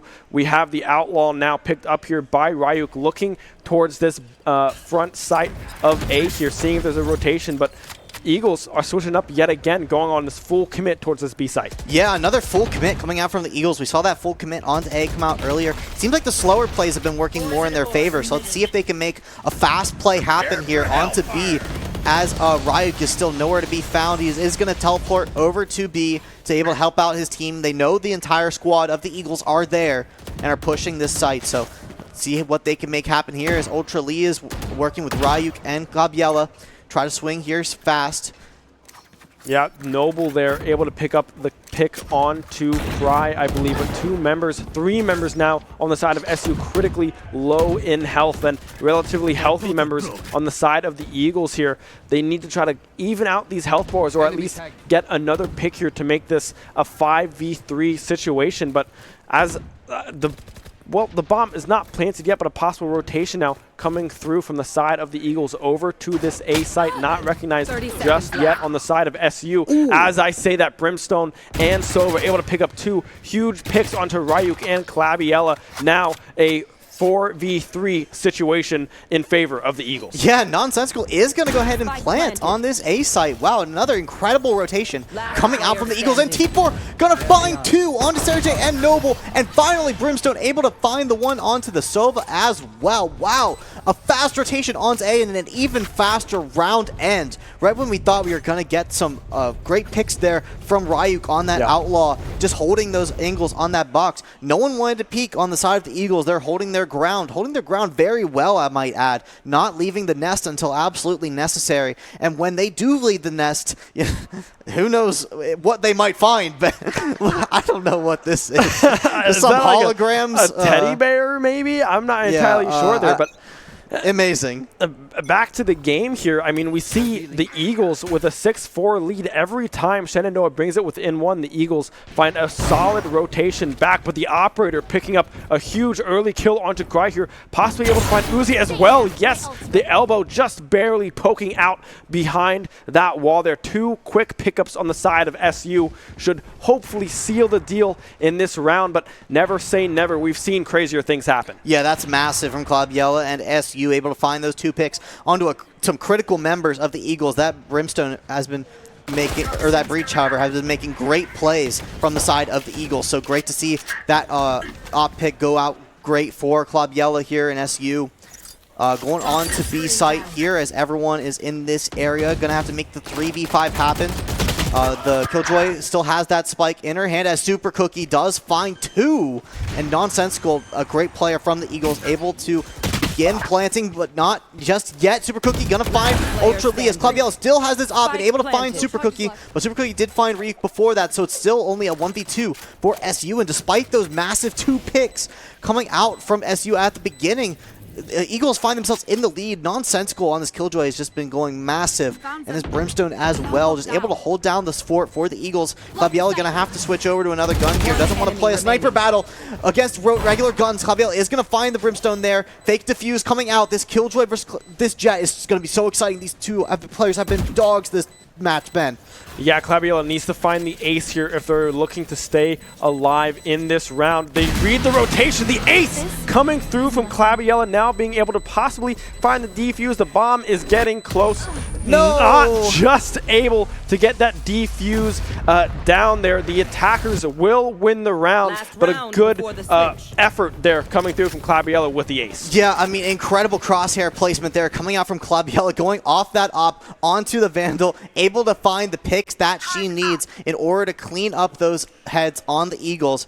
But the attackers were still able to win. If you plant that spike early enough, even if you lose your entire squad, it still could blow up before it is able to be defused. And even if you die by the spike, you still do not gain your gun in the next round. Still a lot of money going around, so it's not going to be too broke on the side of SU or the Eagles, really.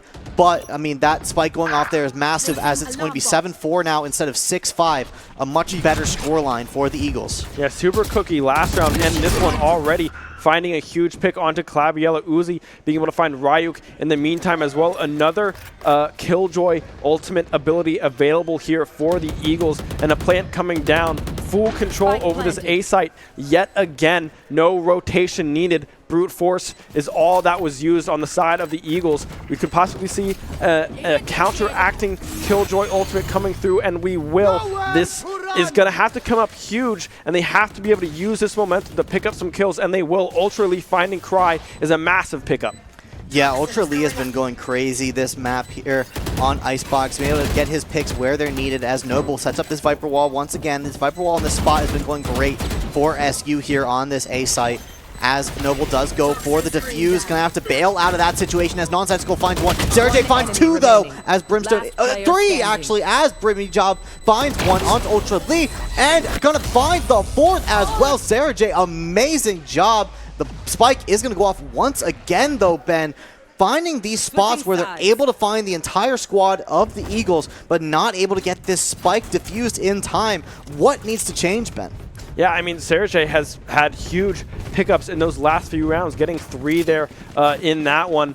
But right now, it's just a timing game, right? The Eagles have just been outmaneuvering and out-rotating SU on this attacking side. We will see the switch come through now. After round 12, we switch sides into round 13, an 8-4 lead on the side of the Eagles here. SU needs to play with the same momentum that the Eagles did in this attacking round, faking these B pushes, playing it slow, and just mixing it up all together. Yeah, I'm confident that SU can pull it off. Their rotations can be just as strong as the Eagles' rotations have been. And these gunfights, we've seen them go in the favor of SU before, and they just need to bring those same skill sets to each fight as the Viper Wall does go down, and Claviella moving in fast. It's going to be a fast push here on this Jet, but T4 because he's able to find Claviella. Noble able to trade it out though as Reek pushes forward as well. This is going to be a fast match here from SU as Noble is going to start the plant here as there's so many members of SU just piled in here. Ultra Lee going to find one. Another Viper Wall coming out here as they are beginning to rotate, it looks like, going to cover this bottom part of the map as this Sova travels over, trying to anchor for the side of the Eagles. Moving over to this A site, doesn't want anything fishy happen over there. The spike still has not been planted. It has started to be planted, but has not gone anywhere yet.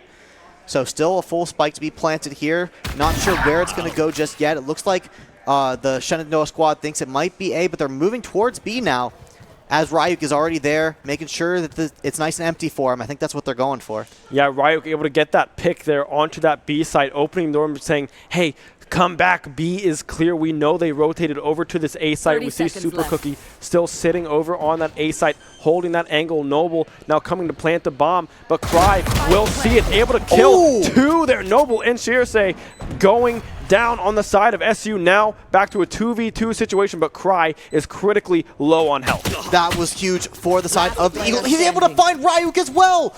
He was only on like 1 HP, am I right? I mean, Cry has been going crazy this match, and it only Ultra Lee left on the side of SU. What seemed as though it was going to be a huge win for SU onto this B site with no one home. It looks like Ultra Lee is left to defend, and Cry gonna find yet another Cry. The MVP of this round is Super Cookie, gonna find the defuse. Moments ago was all by his lonesome on the A side, but finds himself back with his friend Cry on the B, and the defenders are gonna take that round. The Eagles looking so strong. Yeah, Cry there able to barely survive on such low health, able to clutch up that round with 4 kills in total on the side of the Eagles, fully just taking over this map. Number 1 here, 9-4 now in favor of the Eagles. And that's a cool little snowman, right? He's got some shades on, protecting himself from the sun so it doesn't melt. I like it.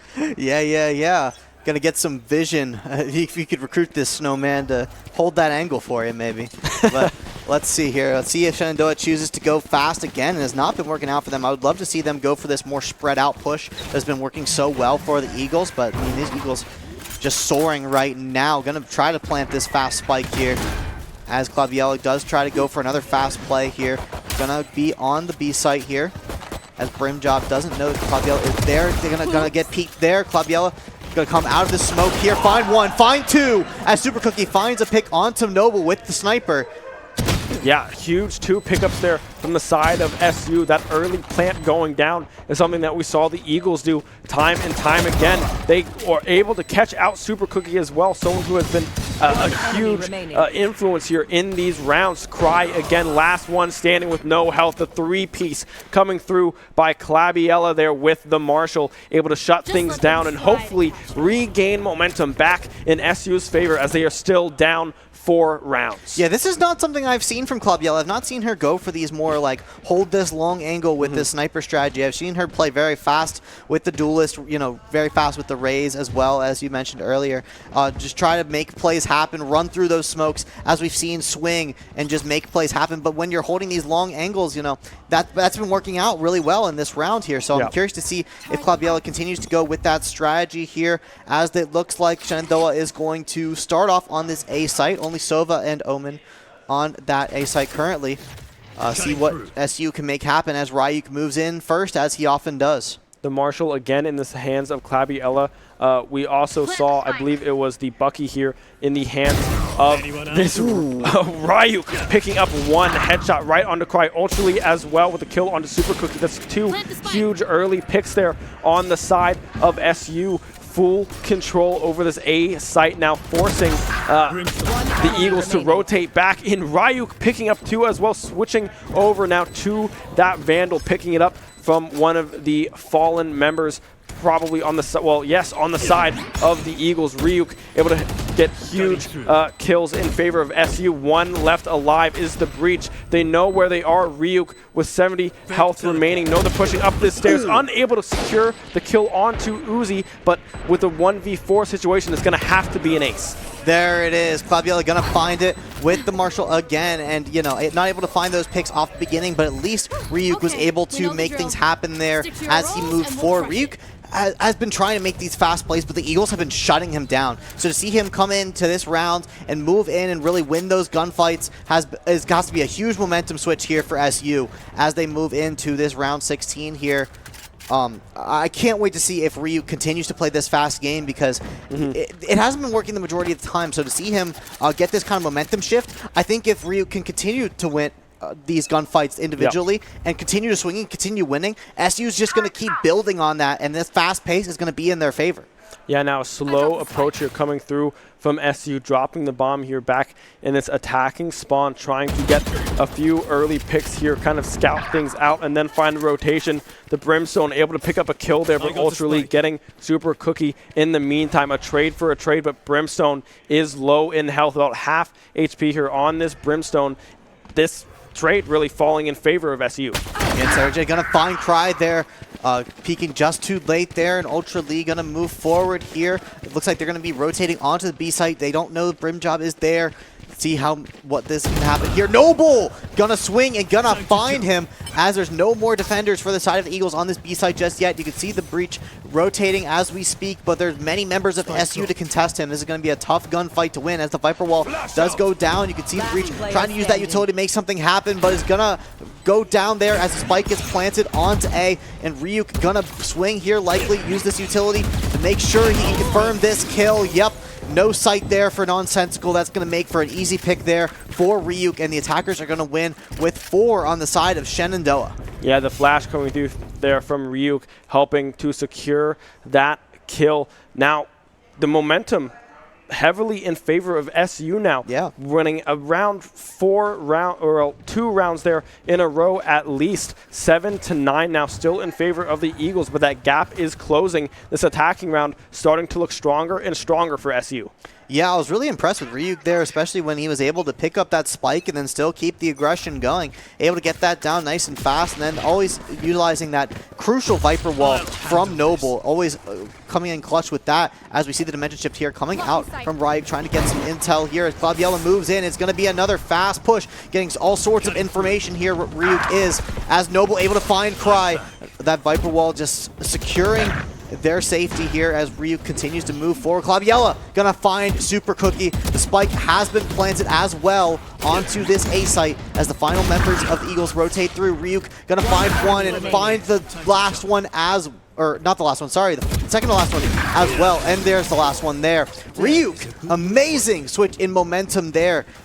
Winning another round just by swinging, using these flashes to the best of their ability, winning these gunfights. That's what we know Ryuk for. I'm so excited to watch him as he brings in his game here at the latter half of Icebox. Yeah, Ryuk indeed picking up 3 kills to close out that last round. Now moving into, I believe this is round 19, 18? Round number 18 now. SU has huge momentum in their favor. Ryuk playing so aggressive here on the side of SU, picking up huge kills, and no trades coming across the board here for the Eagles either. Possibly another one coming up onto this Brimstone, but Claviella looking to get aggressive on her own, recognizing that the rotation might be coming through from the Eagles, opting now to bail on this B push, rotating now over to this A site. There is a couple of pistols on the side of the Eagles as well, so they're looking to try to just get their damage where they can. They got few guns here to work with, so let's see if they can find their picks, as is still a 5v5 on this B site, but they're still kind of split pushing, not quite sure what Shenandoah wants to make happen here, as Ultra Lee and Claviella both find their one, and it's going to be a 5v3 here as they continue to push forward onto this A site. It seems like the SU is picking up on the fact that they're going to have to...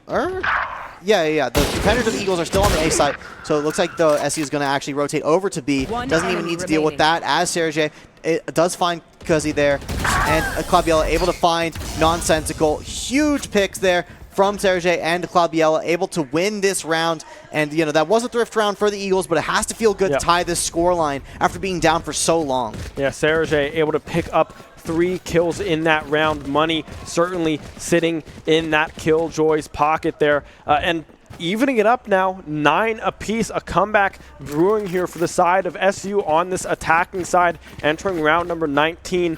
Full buys seemingly coming across the board from both sides here. The Ares getting picked up by Super Cookie. There possibly not enough money under their belt to get a full buy in favor of the Eagles, but guns nonetheless kind of being matched across the board.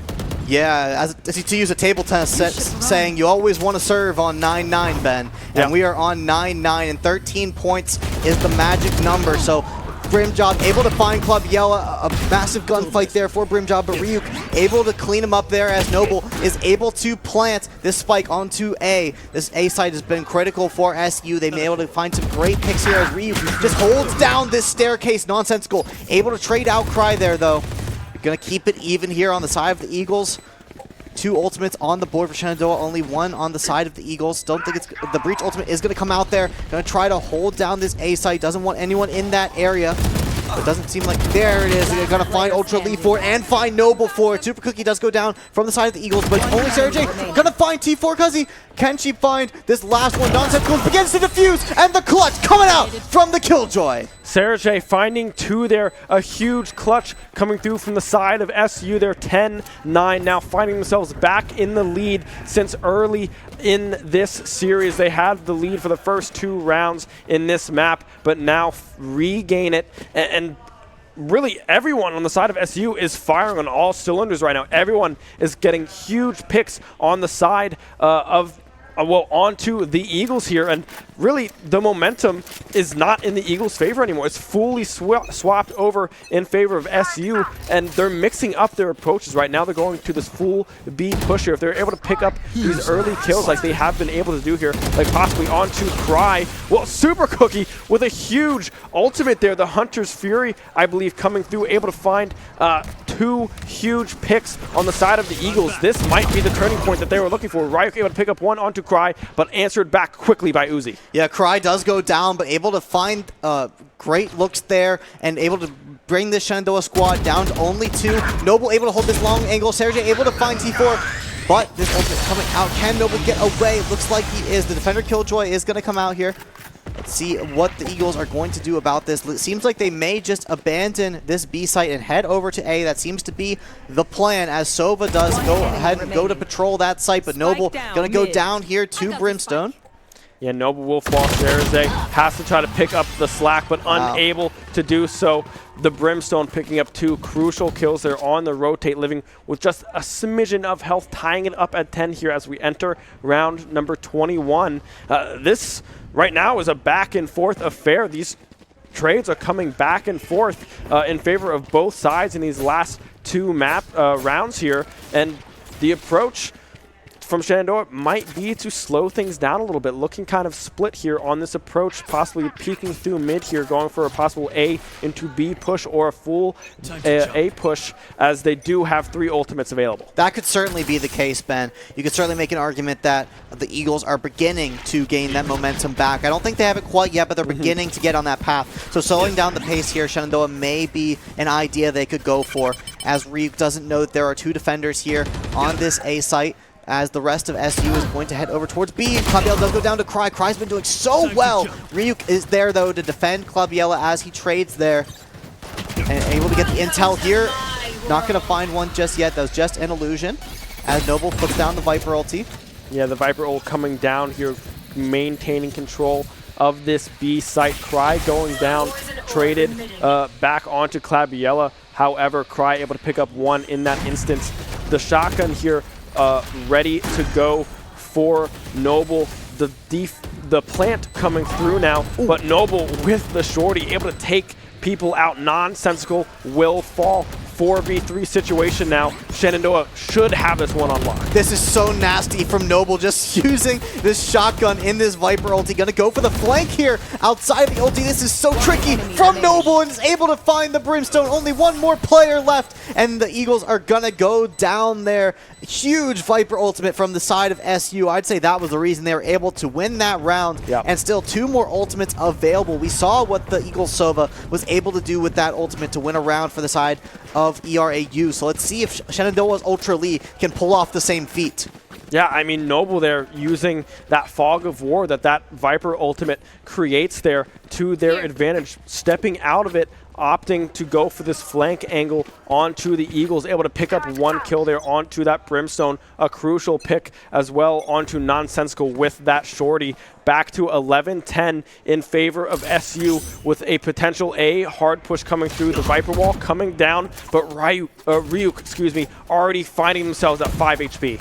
Yeah, and doesn't want to move forward with only 5 HP. Gonna put down the smoke here, try not to be seen, but all the defenders are going to be on this A site as Cry begins to rotate onto that flank. That's going to be critical for Noble, I believe that is, to hold down that anchor position and make sure that Cry doesn't catch them all by surprise. And Ryuk is able to find Cry. Now no more flank available for the side of the Eagles. They're going to have to spread out here, as they're not sure if Shenandoah has begun to rotate or not, as they are continuing to be on A. Clabiella finds Brimstone, and now the Eagles should know that Shenandoah lingers at A, as Ryuk continues to hold down this anchor, making sure that Nonsensical doesn't find anything shady, as Noble plants on A, and now they are aware that the spike is at A, and they begin to rotate towards that way. Super Cookie able to find Clabiella, as Ryuk begins to try to hold down this anchor still.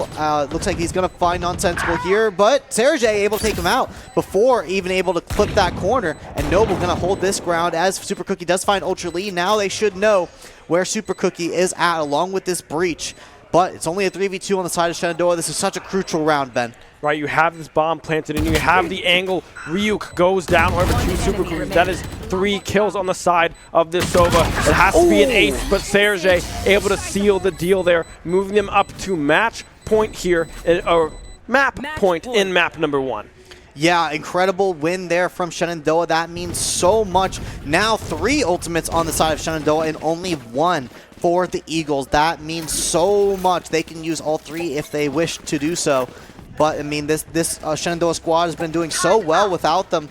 The tactics just come out so brilliantly. It's not like they use them to win one fight. They use them tactically to make unique situations that ERAU has to deal with. And that's just not something that ERAU has the luxury of being able to guess right now. They have to just react to these jet knives that are already coming out from the side of SU, as Clabiella is looking to make a fast play happen onto B.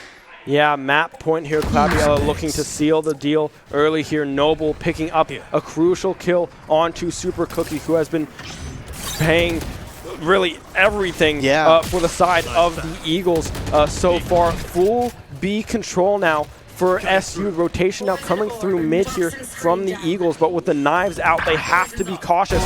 Ryuk able to pick up one onto Uzi. Noble as well onto Nonsensical. 2v5 situation. Map point SU running away with this one. 4 kills picked up by Noble, able to seal the deal in map number 1. I don't think anyone was expecting a flawless Ben. Look at that. The jet knives working out beautifully. Ryuk able to find those picks. I mean, just all around amazing stuff. You said it yourself. When Super Cookie went down there at the beginning, I know that was a relief for Shenandoah. Such an amazing player there on the side of the Eagles, and then able to just continue that momentum. A flawless coming out here on round 23. I mean, 13-10.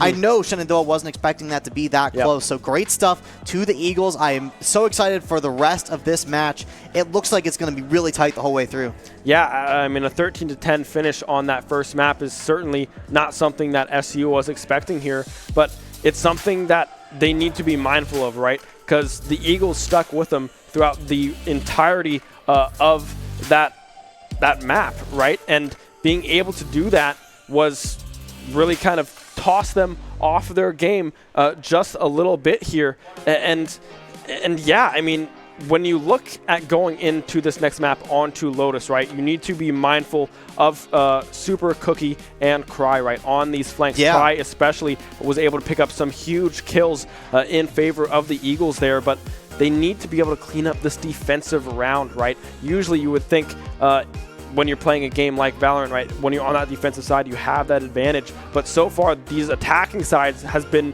what's really dictating the pace of these games. Yeah, I don't know what's up with that. I would have to say what comes to mind is just the ultimate use and the ability to make those plays happen by playing fast. We've seen it from Cry and Super Cookie especially. T4 Cuzzy also on that breach, able to make some great plays happen with their ultimate. And, you know, on the side of SU, got those jet knives. We got that amazing play from Noble, our Viper, on that ultimate as well with the shorty. To able to find that huge pick onto the breach. So great stuff all around. I mean, I'm excited to see when we go into Lotus if it's going to be more of a defensive sided map, because, you know, Icebox, I definitely would have expected the defense to be stronger. Like you said, that high ground so valuable.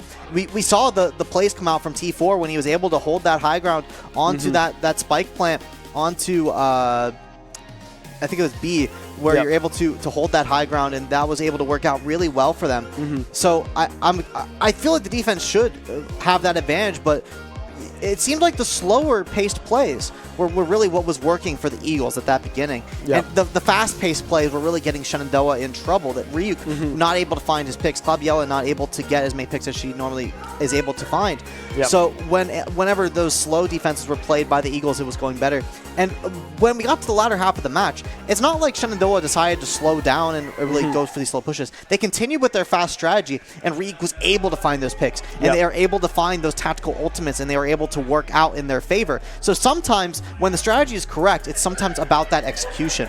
So I'm curious to see the adaptation, because I know Shenandoah is such an adaptive squad. They're able to change up their strategies than they were, but those mechanical differences can also be the difference between winning a round and losing it. That ultimate usage can be the difference between winning a round and losing it. We can see some great plays coming out from Sarah J here, also a brilliant player on the side of SU. I forget her name, but the Killjoy on the side of the Eagles as well. Nonsensical, able to make some massive plays, especially in that first half of Icebox, really put Shenandoah on the back foot. But ever since SU was able to make it a tie game, it seems like the Eagles were never able to get that momentum back. So whoever gets the momentum first in Lotus, I feel like, is going to have that extra burden to hold it.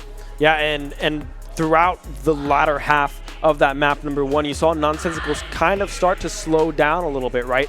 It was Cry and Super Cookie really picking up a little bit of the slack that Nonsensical was kind of leaving out there. Not to say Nonsensical wasn't doing a great job, they still were, but it was Cry and Super Cookie really stepping up, picking up these huge kills. And then on the side of SU, you saw Ryuk picking up huge 3 and 4 pieces throughout the latter half of that round, and Sergey as well coming alive towards the end of that map as well. It's good to see all of the players of SU stepping up in their own right, getting these clutch moments to seal the deal. 13-10 in map number 1. Yeah, and you can see just the joy on everyone's faces. Ultra Lee having a great time. He's bopping to something down there. I love the play from Ultra Lee. Saw some great looks out of him. Claudiella there. on that Jet from that first map. I wouldn't be surprised to see a bunch of different hero swaps as well. Or what are they called in this game? Operators? Agents, I think. Agents? Yeah, I think they're agents. Yeah, they're agents. So, yes, I wouldn't be surprised at all to see the agents swaps come out from both squads. Yeah, Ultra is definitely jamming to something. I'll have to ask him after the match what beats is keeping him locked in. But, yeah, there's Sarah J coming out as well. Yeah, this Shenandoah squad just looks so good as we move into Lotus. I'm just so excited to see what changes here. Yeah, and Lotus is one of those maps that we've seen a lot of time on the attacking side. Someone kind of linger in that mid kind of area in that attacking spawn, trying to catch out these flanks on this rotation, because there is some cover that they can take in that kind of mid angle as you push in towards that B site, kind of in the middle of the map there. And that's kind of what SU has strived on with this map in particular on Lotus here. The attacking rounds have been very strong. Do I hear Ryuk plays, Ben? That sounds like a Ryuk play to me. I can't wait to see if Ryuk continues on these agents that can make the opponent not be able to see him, and then he just decides to kill them. So yeah, 13-10 here on Icebox. Lotus is going to be your map 2 and Bind on map 3. So yeah, I can't wait for us to get into this Lotus match, just getting those tactics out of the way here. I'm sure Claviella going over with her squad here what's going to be the opener. You know, we're starting off with those pistols again. The economy is fully reset, so, you know, we're going to have the same idea here where there's attackers, defenders side. It's not like a game like Call of Duty where we're doing something completely different now. It's still the same game of Valorant where you have to plant the spike and you have to kill the other squad on attack.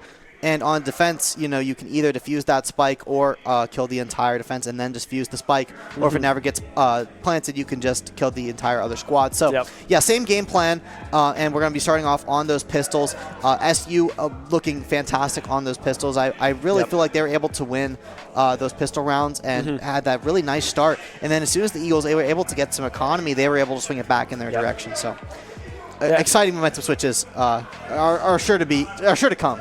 Yeah, and I'm going to be excited to see who has what side first, right? Because if SU can ride the momentum of that last few attacking rounds there and get attack here first and really set the tone for the map, I think that would be beneficial for SU there, because they're really feeling that attacking side right now. But then again, the Eagles are kind of coming back in their defensive side. They had some strong holds on the side of the Eagles there on that defensive play style and setup that they were bringing to the table. But Lotus is a very different map, right? There's a lot more opportunity for rotates. There's moving pieces at door by A site there. And yeah, it's just kind of going to be a back and forth affair to see what agents get selected here, because Lotus is a very maneuverable map from both sides. Yeah, and the maneuverability has been looking amazing from the Eagles, right? I mean, they are really taking flight here. You know, aviation school, I feel like I have to make that joke that they're soaring all over the map for real. Like they're actually just making these spread out pushes, making these swift rotates so efficiently, and that's why they're able to gain that lead that we were able to see there on Icebox. So, you know, but they're able to make these like brute force pushes as well, but I feel like the spread out pushes is really where they shine. So I'm curious to see if Lotus was their map pick, if that's something they're going for, right? Is that more movement-based play style? And I know Shenandoah can do it as well. We saw some great rotations come out of them, but I know they also love playing as a squad. Claviella loves when she's able to swing with Ryuk. She loves when Sarah J is able to work with Ultra Lee as they move around, and I love when they send Noble around on those flanks. He's really able to be that mobile player. So they like to work in groups when they can. So I'm excited to see what kind of movement comes out here on Lotus. We're getting our fly through here now as we move into map number 2. Yeah, and on this Lotus map, right, you kind of played a little bit slow on both sides because you have these long angles that you can look down on both sides. It looks like on the attacking side, it will be SU. They will be starting on this attacking side. Riding that momentum towards the end of map number 1 into this Lotus attack is something that I think will be very beneficial. Hovering what we kind of are used to seeing from the side of SU here. Serze going for this Cypher pick, Noble back onto the Omen, and some hovers coming across that we're quite familiar with. Claviella on the Raze here, possibly the Breach, and Jet getting locked in for Ultra Lee and Ryuk. And on the side of the defenders here, nothing too crazy locked in just yet. The Brimstone already locked in on the side of Brimmy Job there. kind of expected from that first map. Yeah, I mean, I would say that BrimJob is expected to go Brimstone, but I would even say that if his name wasn't BrimJob, right? Because of how well that Brimstone looked on Icebox there. I mean, able to make some huge plays on that Brimstone. Really looked good for the side of the Eagles. And like you said, just such great familiarity coming out on this attacking side from SU. Sergej there on the classic agent there, that Cypher, and then Ryuk also going to pick up the Jet here. I forget when you go in and kill people, that role. Duelist. Duelist, yeah, that's what it's called. The Duelist role. Oh, man, that was a tough one. And then Gabriella, obviously, on the Raze, loves to make plays happen with that ultimate that she complains that doesn't kill people sometimes. So hopefully that doesn't happen on the side of SU. So I can't wait to watch Ryuk and Gabriella cook here as they will certainly try to make some fast plays happen together. And it's up to Sergej and Ultra Lee to get that information for them, to get those defensive utilities down, to make sure they know where those opponents are so they can make safer swings, so they can not get flanked. And on these big maps like Lotus where you can hold those long angles, maybe we'll even see a potential operator come out from one of these squads to hold those angles and make those kind of plays happen. So we're going to look at the side of the Eagles here to start off with. They are going to be on the defenders. Yeah, Shenandoah carrying the momentum in from their amazing attacks on Icebox. I really like this from Shenandoah starting off in the attacking side. I don't know how it's determined who gets the attacking side, but I think this is a really great start for Shenandoah to be able to carry over that momentum. Yeah, now, Clabiella, all I'm looking for is don't satchel into Raze's nade like you did last Wednesday, right? That, while it was funny, you did die. We had a good laugh about it afterwards, but we've seen some mishaps on this map from SU, especially with the Eagles' movement and rotations. It's something that they're going to have to look out for. SU on this attacking side is going to split up 2-1-2 here on the approach, 2 towards C, 1 kind of covering that mid area there, and 2 kind of looking towards this A long area towards door, making sure there's no flank coming early from the Eagles. Yeah, you can see Noble here just holding down this hill, trying to find a head here with his Sheriff. Going to deal a full life if you get someone in the head, so that's the most common pistol you're going to see here when we're in these pistol rounds. Claudiel moves around with this knife, trying to find someone to kill here. Super Cookie looks like might be the victim here of a swing. Super Cookie been looking so good for the side of the Eagles, is now on to a different agent. We'll have to see what he selected here. Not on that Sova anymore, but Ryuk is able to find him there as Sergej does go down there, but Ryuk able to find that trade. So Ryuk able to just continue to move forward. Claudiella with these aggressive swings, gonna find T4 Cuzzy here, and an amazing start here for Shenandoah, gonna get that spike planted in a 4v3. Yeah, now it's a 4v2 situation now in favor of SU. The pistol rounds have been looking very strong on the side of the Hornets. Nonsensical now putting down that Cypher cage, trying to gain access to this heaven area. BrimJob as well, trying to find this flank. Clabiella will find the kill onto Nonsensical. Now the swing coming on to the Brimstone. Ultra Lee picking up the kill there. Only 1 falling on the side of SU. Please don't blow yourself up with your own bomb there, Clabiella. And a positive first round there for SU. That was magical from SU, Ben, and that was clinical. They were able to just move in there and find the kills. That was really exactly what we wanted to see there on the side of Shenandoah. Looks like we got a little bit of a shrine going on here. Yeah, maybe it's a little meeting, right? I mean, we see one bear, maybe like a bodyguard kind of the elephant guarding like the bear meeting, right? One's on his side, though. He's definitely giving a speech.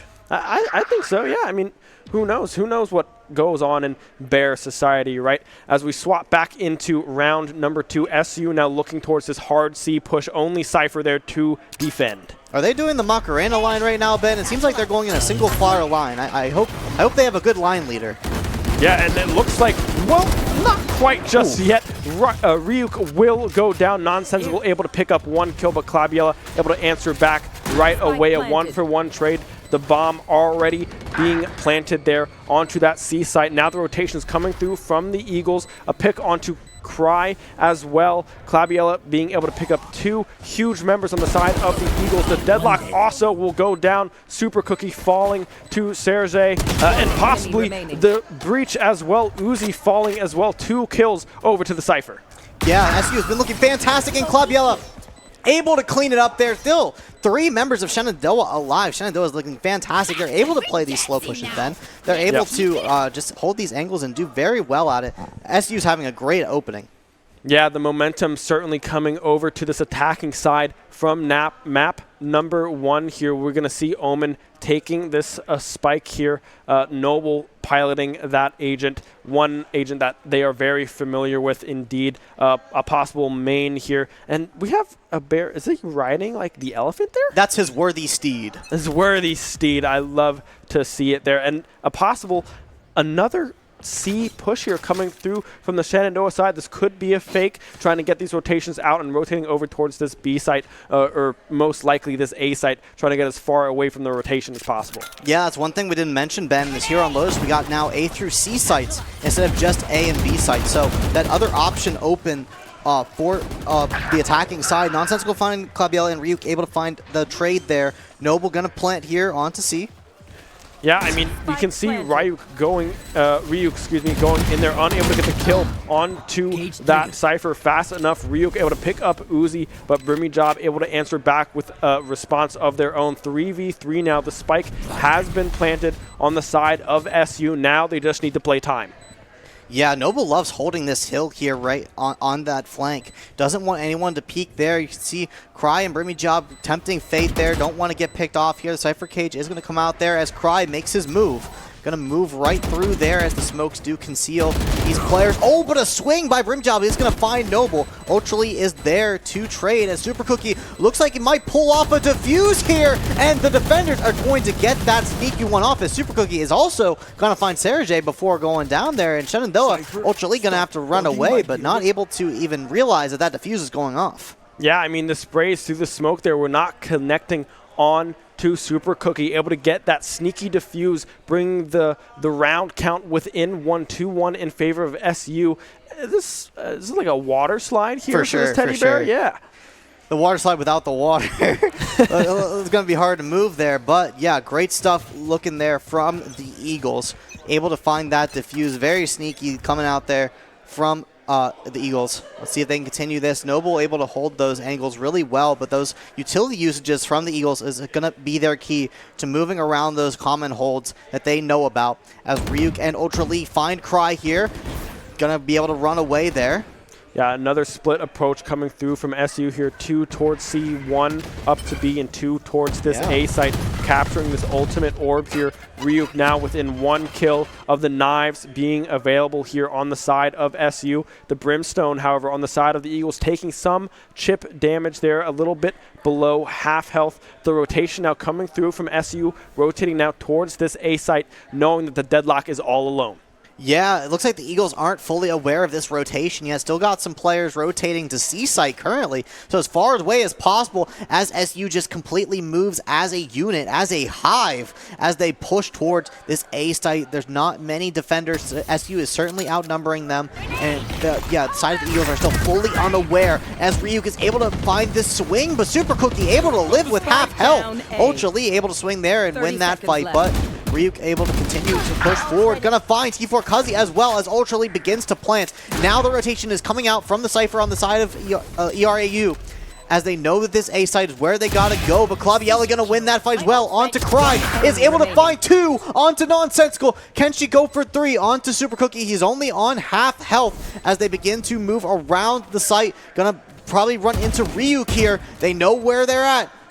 BWIII has about 1 HP remaining on the side of the Eagles. Claviella able to seal the deal with 3 kills there, advancing to 3-1 lead here on this attacking side. And the momentum has fully carried over from map number 1. These first 4 attacking rounds looking very good from the side of SU here, able to pick up 3 of the 4. And the approaches have been different almost every time, right? We've seen this hard C push and then these split pushes kind of sending some members to C C, one towards B, kind of scout out, seeing who is where, and baiting out these rotations on the C side has been leading them to some great success. Yeah, but what's common is this amazing crosshair placement coming out from Club Yellow, able to find not one but two in that last round when they're most needed. And Ryuk gonna bring out the jet knives here as they're looking for another fast push onto C, another very fast push indeed, as Nonsensical gets taken down there by Ultra Lee. Only the pistol on him, so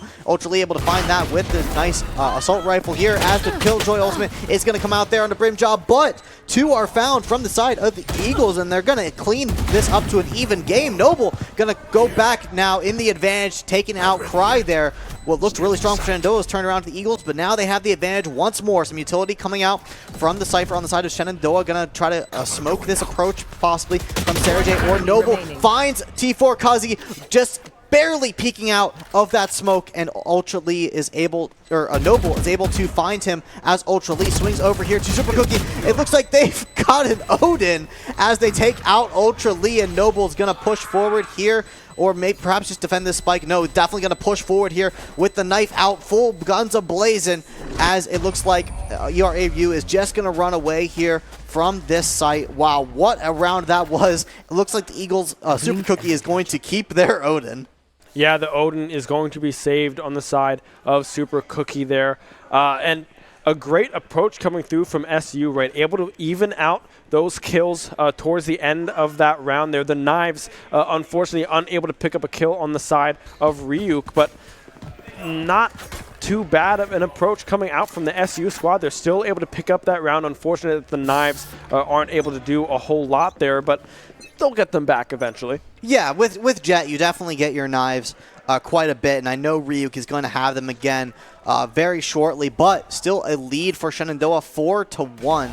So still looking very strong here, even though only one ultimate on the board on both sides. Ryuk is going to find a nice opening onto Cry here and make this a 5v4 off the bat. These intro picks have been going in the side of SU so consistently. Ultra Lee going to find Super Cookie as well. Ultra Lee has been looking so good this map, Ben. I'm so ecstatic to see him win these gunfights, looking so great when he's finding himself in these 1v1 scenarios. Ryuk going to go down there. Nonsensical going to find Claudiella as well, but Noble gains the information there, knows that Nonsensical is just around the corner. Shenandoah still with the advantage. The Breach ultimate is going to come out there from the side of ERAU, but not able to find anyone, as the job is going to be taken down there by Ultra Lee. Ultra Lee going foolish on this Lotus map, just winning those gunfights every time, as Sergey is going to find a deal with T4 Kazi here as he decides to peek this wall. They all know where he's at. Ultra Lee going to go down there. Now Sergey knows for sure where Kazi is going as he moves around the other side. Noble is going to cover her flank as they move around and try to pinch T4 Kazi, and Noble's going to take care of it. No pinch needed, just wins the gunfight outright. The bomb does go off, and all the members of both squads are going to be dead. So the economy is going to be deflated quite a bit here, but the round win goes to SU. Yeah, I mean, everyone does die there, but a full buy can still come through from the side of SU. That is 3 rounds now in favor of the Shenandoah squad here, 5-1 on map number 2 on this Lotus pick. The attacking rounds looking super strong from the side of SU, and right now the Eagles are just kind of struggling to read what SU is trying to do on these rotations, and if they are even going to rotate, because they've been playing it so on and off that they're keeping the Eagles guessing. Yeah, but this fast C push has been working so well for the side of the Hornets as they move in for another fast C push. Ryuk just moving as forward as possible through the smoke as he goes from one to another. Cry gonna find Claudiella. Ryuk gonna find Super Cookie as Ryuk continues to push forward. Good for 2 as Shenandoah goes up 4-2 and just shooting through the smoke, trying to find this Brimstone. Ryuk all over the map, Ben.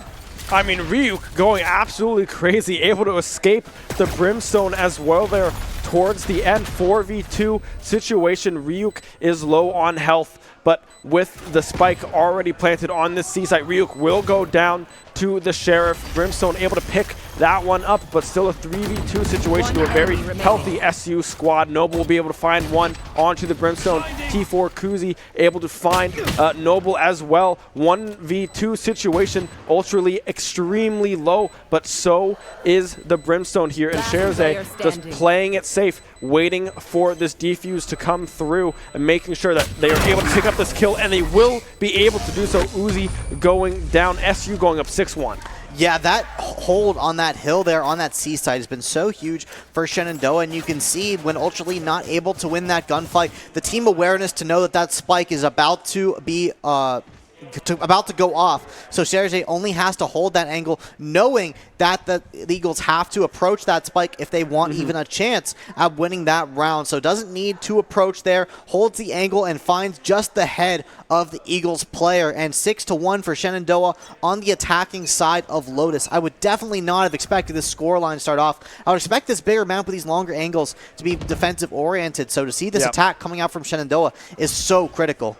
Yeah, the attack coming up huge here for the side of SU so far. Like you said, this tends to be somewhat of a defense-favored map here with these long angles, able to hold them earlier on. Super Cookie getting a little bit of poke damage there, maybe able to dodge out of most of it there, actually. But now that they know that where this Dreadlock is sitting, they're able to rotate over members to try to match the members of the Eagles. Yeah, and you can see Shenandoah going for A site now, going off of that C. You can see some defenders there rotating over to A. Not sure where Shenandoah is at. They've been going for these fast C pushes. So now that they're going towards A, it's going to cause a rotation here from the Eagles as SU is just all piled in this room. Ultra League going to find T4 Kazi, and now the rotations are going to begin. You can see the Cypher beginning to move as Ryuk and Sergey and Klaviela all find one, and it's only the rotating member of the Eagles left as they're making their mad dash for this A site. They may just decide to bail on this as they don't want to lose their gun, but they could also just be going for damage here, and that looks like it's going to be the case. But Klaviela going to win that gunfight. No damage to be done. Sometimes you just want to find one more to hurt the economy of the other team just a little bit more, but whenever you lose that gunfight there against the anchor, that's going to mean Shenandoah has even more advantage going into this next round. They're not even defending yet, Ben. We're up 7-1. Yeah, a huge attacking round coming through here. 3 to go, or I think, around 3 rounds to go here for the side of SU. We have a little Barrow doing a little sun tanning there. Has a nice little bottle of water next to him, getting some good sun. Did you get some sun today? It was a nice day out. It was very nice today here in Winchester. Like, so sunny, so nice. I brought like my big jacket to my classes this morning when it was 30 degrees, and then by the afternoon I'm like, bro, why did I bring my jacket? But I swear I needed this morning. Winchester weather is kind of crazy. Yeah, we now see this round number 9 start here from SU, kind of faking this push towards A. No one really biting on the side of the Eagles just yet. Now we see the SU squad kind of hovering towards this mid attacker spawn area here. 2 still hanging around. Super Cookie, however, able to pick up a huge pick on to the Ryuk there. Klaviela able to answer back with a kill of their own. Possible pick on to Cry here. Ooh. No, not just yet. The rocket will connect. Ray's taking out, well, herself there. Klaviela falling, evening out the scoreline. Well, not evening it out.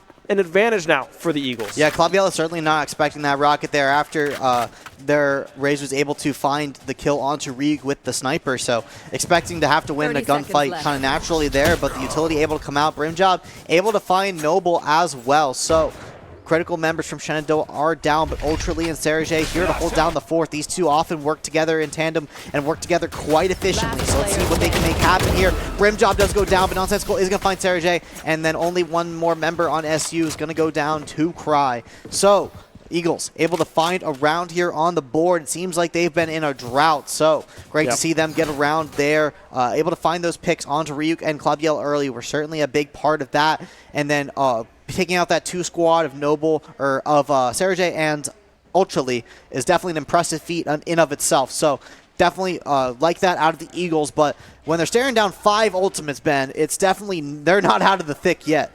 Yeah, 5 ultimates available on the side of SU. Super Cookie is going to possibly look for another early pick like they were able to find onto Ryuk there in that last round. That paid off huge as Cry was also able to pick up that rotating kill onto Klaviela. Another split approach, something that we've seen often from this team here. The pairings going off Klaviela and Noble. The knives out for Ryuk, able to pick up T4. Kuzi there. Huge early pick on the side of SU. Yeah, now sees the knife on this door. Ryu gonna swing there with his friend Ultra Lee and able to find that pick onto the Eagles. When you try to knife that door, you do give away your location. So Club able to find her pick as well onto Cry, and only 2 more members on the Eagles side. Nonsensical is gonna find Serge, but they all know where each other are at now. Super Quick gonna go down there. I believe he had an Odin again. So Club able to find that pick and another headshot onto Nonsensical. 4-piece from Club Yella. Yeah, Clabielic picking up 4 there. A huge push there from SU. And you saw that split approach. We've often see that approach kind of swing back over towards this A site, but instead they decide to pinch towards this B site in the middle of the map here. That's the first B push I think we've seen this entire map so far, as we see all the teddy bears worshiping, I guess, like a flower pod? You know what that reminds me of, Ben? That reminds me of those like mineral rocks that you put on your bedstand. They're supposed to help you like sleep better or give you like good vibes. That's what that reminds me of. I hope they work. I mean, for the people that use them, I mean, do they work? I'm not entirely sure. I don't have any rocks above my head when I sleep, but they do look pretty. As we will see the same sort of approach coming through from SU here, the split approach on to this map. Ryuk able to pick up an early kill there onto Cry. Ryuk picking up a second as well onto T4. Kuzi there. Huge picks across the board for SU. When Ryuk is able to find these early picks, it's just so hard for the Eagles to recover, right? I mean, Serge now has the spike, and they're looking to rush this B side, it seems, and there's just too many members of SU onto Super Cookie. Just can't decide who to aim at, and Club Yella going to pull out this rocket as well, just in case she sees ahead. But it looks like the plant is going to go off, and yeah, the Eagles, when they just don't have the numbers, they can't win these gunfights. Club Yella and Ryuk are going to pull off a flawless here on map Lotus here on round number 11. Shenandoah looks so strong. Ryuk able to make these big openers, and when they have the numbers and they're able to swing together, SU just works so well as a squad. Yeah, Ryuk picking up 3 there in that round. Clabiella also picking up the Brimstone on the rotation there. Just gunfights being won pretty much across the board here for SU on this attacking round. 9-2 now in favor of SU. I believe this is the last round before the swap, if I remember correctly here. And it looks like it's going to be a full C push from the side of SU. Yeah, this has been a great tactic from SU. This whole Lotus map, this fast C push has been working so well in their favor. So much utility here on the side of SU. So many ultimates as well that they can put in their favor. But plenty of ultimates from the side of ERAU as well, as Nonsensical it finds 2 to open up this round, as SU is going to find themselves at a deficit for the first time in a while, as Serge goes down as well. Ryuk able to find 1, but only Ryuk and Club Yellow remaining, and they're not together, as Nonsensical is just around the corner with half health, and another player of ERAU just around this corner. Cry able to find that one, and Suzuki able to find Club Yellow, and defenders are able to defend that round as we go into the swap very shortly. Yes, it's going to swap now as we see the pistol in Cry's hand. That is signifying that we are switching sides. So ERAU now on the attacking side, and both of these teams have looked so good on attack, Ben. These tactics have looked so good out of both sides, so I'm very excited to see if ERAU goes for those similar fast C pushes, or if they go for more what I would consider their style of split pushing, where they go like 2 to C, 2 to B, and even 1A if they feel like it.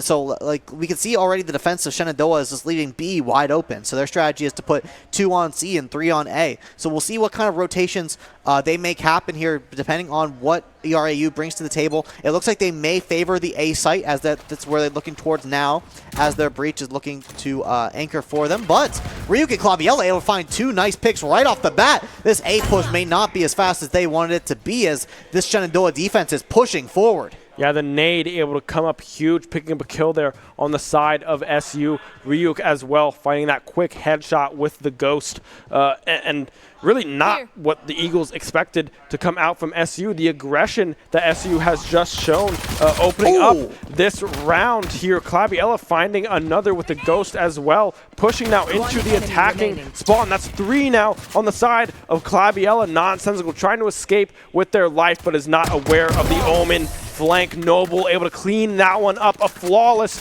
pistol round from Shenandoah. Ben, what just happened? I thought Shenandoah was on defense. It seemed like ERAU was playing defense the whole time, but they were just being attacked on all cylinders. Yeah, I mean, the Eagles, I really just got picked off early there from the side of SU. That nade also coming in huge there early in that round from Claviella, able to pick up that early kill, and then the rotations really just came through from the rest of the members of Shenandoah University here. They have 3 rounds left here to seal the deal here for the side of SU in map number 2, and a series win. A hard B push coming through from the Eagles, and a response now coming from SU. Yeah, they're going for something really fast here, Ben. Sometimes when you don't know what to do, you just gotta play fast and play that you know you can win your fights, as they just absolutely bum rush this B site as many utilities coming out here. Noble able to find the first pick though and gain the lead for Shenandoah. There's just utility flying, Ben. No one knows exactly where anyone is at, but Eagles do have to make their swings as Claviella is able to find Cry and finds another member of the Eagles, knows where they're at, as is able to push with Ryuk and Claviella, just the dynamic duo. Super Cookie able to defend that angle, and ERAU is able to get so many picks, but Noble able to clean it up. That was a seesaw of a fight, Ben. Just swinging back and forth. It's one person had the momentum, then the other team had the momentum. Incredible picks from both sides. Incredible 3 pieces from both sides. But Shenandoah, I mean, looking just a little bit cleaner as Noble able to clean it up. Yeah, and you can see Shenandoah's game plan there coming into that retake. They know that this is going to be a chaotic fight in this B site, right? So they designate, hey, Noble, go start this defuse, and we're going to keep them occupied on us. They're going to force them not to look towards this Omen. And really, with that hard stick onto that defuse, it was hard for the Eagles to re-enter that site, right? I mean, with the aggression coming out from SU, they were able to push them out of the site and keep them entertained, allowing Noble to get that defuse, as we now see the Eagles go on a full force C push. No one really on site there. We see the Cypher kind of back off of that site and give priority entry to the Eagles lineup here, as now we see a flank coming through from Claviella and Noble. Yeah, able to get out of there is the Eagles, but Claviella able to make that swing, but T4 Cuzzy is able to win that fight, but low on health means Noble is going to be able to win that one, and no Super Cookie around this corner as well on only half of Ryuk, able to find him before he even has to swing. Rimjob going to be able to take out Noble. Nonsensical able to find Ultra Lee. It's a 2v2 here, and the attackers are going to win as Brimjob finds Ryuk and Sergej. Amazing stuff from the Eagles. Another super fast push that is going in their favor this time. Yeah, Brimjob able to pick up 3 kills in that exchange on that hard C push. I mean, Shenandoah had a good re-entry to that site, but just got a little lost on where the players on the side of the Eagles were kind of set up and stationed for their C defense here. Now, with the Eagles showing 2 different approaches so far with this B push and with this C push, it'll be interesting to see if they kind of commit over to this A side, as we see T4 Kuzi able to pick up an early kill onto Ryuk here. That it really opens the door for this A push. The rotate now coming through Shenandoah around through this attacking spawn. I think you might have called it, Ben. Here comes the fast A push from the side of the Eagles, but I think Claviella may have anticipated it as they're looking to formulate a pinch here. Super Cookie is able to find 2, though, and that's going to spell disaster for SU's pinch, as they only have 2 more players, and Ultra Lee going to find Super Cookie, though, going to make it a little bit easier as moving forward with Sergej. Sergej has a good flank here. They might know that they are in this position. The Raze certainly does now. After Sergej does get spotted out, Ultra Lee will get the pick off to Uzi there, but Brimjob able to answer back. Sergej finding a second of their own. The Raze is dead. 1v2 situation, still almost full health on the side of the Cypher. Yeah, they do know where Sergej is at, though, so it's going to be difficult to make this 1v2 happen. It looks like Nonsensical is going to scale that rope and push Sergej, as it looks like looking to just kind of bail out of the situation. Is found, but the spike is detonated. Will they engage in a gunfight? No. Sergey is just going to back out of that situation and save this gun for the next round. Makes a lot of sense. Shenandoah still up 11-5. Only 2 more rounds needed to close out this best of 3. So be able to save those guns for the next round is going to be massive for the side of SU. And if you don't think you're going to win that gunfight, you just have to bail out, save it for the next one. Great stuff to the Eagles for keeping this momentum. Yeah, and you can see SU, they're having a good, a very close to a good retake there, but the gunfight's just getting one out on the side of the Eagles here. We see the buys. SU not coming out with anything crazy. We saw a few stingers there, but full buys on the side of the Eagles. Winning those 2 rounds in a row is coming up huge for them. Yeah, it looks like Nonsensical is going to hold down this C site as the rest of their team moves into this B to try to engage in some sort of pinch here. As Super Cookie just on the edge of this smoke. They're not aware of Noble. Noble's not aware of them. Who's going to peek first as the spike does go down, and Cry going to make the first peek as Noble is going to go down there as Sergey does find Cry. It's a 4v3 here. The Eagles are down still. Ryuk able to find T4 Kazi as they found Claviel and Grimmy. Nonsensical able to take down all the members of Shenandoah. Nonsensical going foolish on this Cypher. 7 health on Nonsensical. Claviella just barely unable to secure that kill with the Raze ultimate. Nonsensical, like you said, picking up some huge kills towards the back end of that skirmish. Ultraly just kind of caught in the crossfire there towards the end as the last man standing there for SU. Just doesn't know where to look, being pincered by both sides. Has to come up with a huge play, but just unable to do so. 11-6 lead still in favor of SU here, but still these buys are unable to come through from the Shenandoah side. I believe Ryuk able to pick up that early kill there with the Vandal onto Uzi. That's a huge first pickup. Yeah, definitely going for the fast engage here is Ryuk. Able to dodge that breach ultimate, go through the door here, going to try to go up for this B site, as it looks like ERAU is going to rotate towards there as well, as SU still has 2 defenders onto C site, but it looks like they're going to go for a full push here onto, or no, they're going to split push here, moving towards C, as there's only 2 defenders of SU on that side, as Sergey is looking to find Cry here, only sees the head, but Noble able to find there on the other angle, is not aware of Noble's presence, and that's going to spell disaster for Cry there. Claviel going to go down to Super Cookie though, and it's a 3v3 here on such a critical round on this C site as they're moving towards the A. Breach or Brimstone gonna get out of that situation. Doesn't want to face down a gunfight with Noble. I wouldn't want to either. Noble is looking crazy on this map here, going for those flanks, just getting his picks where he needs to get them. Sergey gonna go around on this side with her friend as they move towards this B site, but they're unaware that the spike is currently on that A site, as the entire team of ERAU is just holding it down as Noble attempts to make a flank. Yeah, you can see this Brimstone, however, is very low on health. It is a 3v3, but there is a slight advantage in favor of SU here due to the slight health advantage. However, Noble is not going to recognize that Brim could be around that rock there. Tries to get that smoke out, but instead falls. Now it's a 3v2 situation in favor of the Eagles. Yeah, that was huge for the side of the Eagles to be able to get that pick onto Noble. And Nonsensical winning a huge fight versus Sergey. Ultra Lee, though, finding 2. It's a 1v1. Can Ultra Lee pull this off? This would be a clutch from Ultra Lee. The spike looks like it's going to blow up. Wow, I did not realize the spike had that little time on it, but Ultra Lee able to find huge 2 there at the end. It looked like Super Cookie just bailing out of that situation. Did not want to engage with the hot Ultra Lee, as they're just absolutely frying there at the end. Claviella losing an unfortunate gunfight there to Nonsensical, but then Ultra Lee able to clean up on that path with that 2-piece, and you know, the Bears, they're in love. They're amazing. How cute is that? They got flowers. The lotuses. For the one bear, the lotuses. Oh my goodness, I bet they're going to have a great life together, don't you think? I would say so, Ben. I would move out of Lotus. It seems like a dangerous area. That's true, yeah. There's a lot of disruption going on. Ryu able to pick up an early kill with this Sheriff.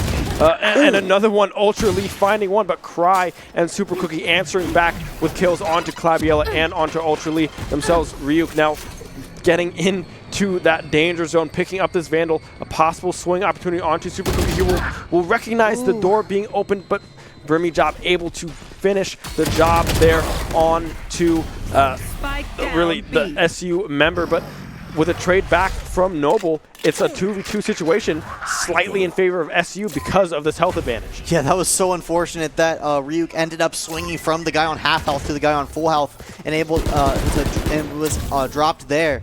But Sergey and Noble still on the side of SU and still in the advantage, as you said. Noble gonna swing around here, make Sergey just hold that angle, make sure no one's coming from A. But Noble's gonna get into some trouble here as there's two members of the Eagles going around towards C. Is gonna smoke off that C entrance, but I believe they know he's there. But no, Noble able to find himself on this box, on this high ground, in the middle of nowhere, but not able to find anything just yet, just the one, as it becomes a 2v1. Super Cookie able to disengage from the situation.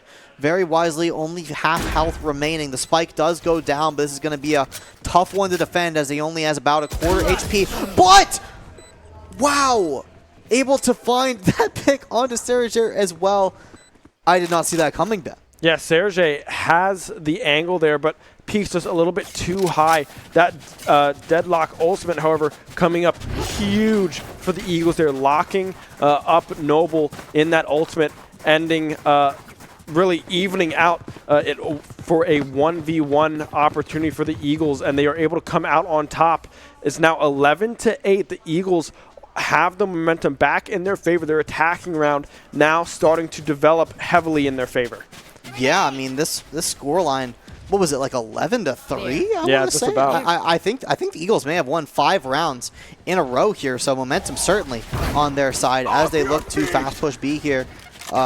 Yeah, just continuing this momentum, winning their gunfights, looking incredible. SU just needs to find these headshots a little bit quicker. It seems like they know where these Eagles players are, but just aren't able to get those swing wins, really.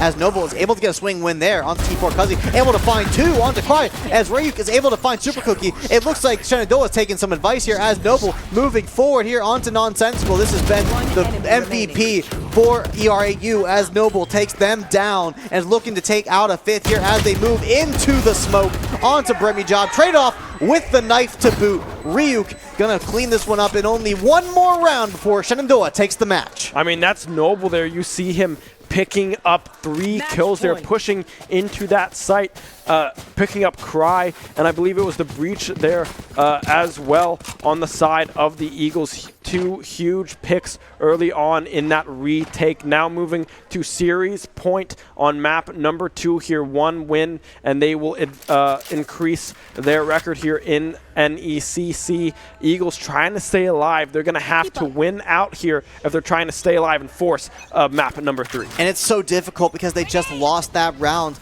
and when you lose, you don't have as much money. So Shenandoah is going to be afforded more utility, more armor, better guns here, whatever they decide to buy here. So it's going to be a difficult win here for the Eagles, but if they can manage to win 1, then they will have the economy to be able to have the momentum to win more. So this is really the really critical round for SU. This can be the one that they can win, knowing they have the advantage. Sergey here looking to just use this utility to see what can be found here with the camera.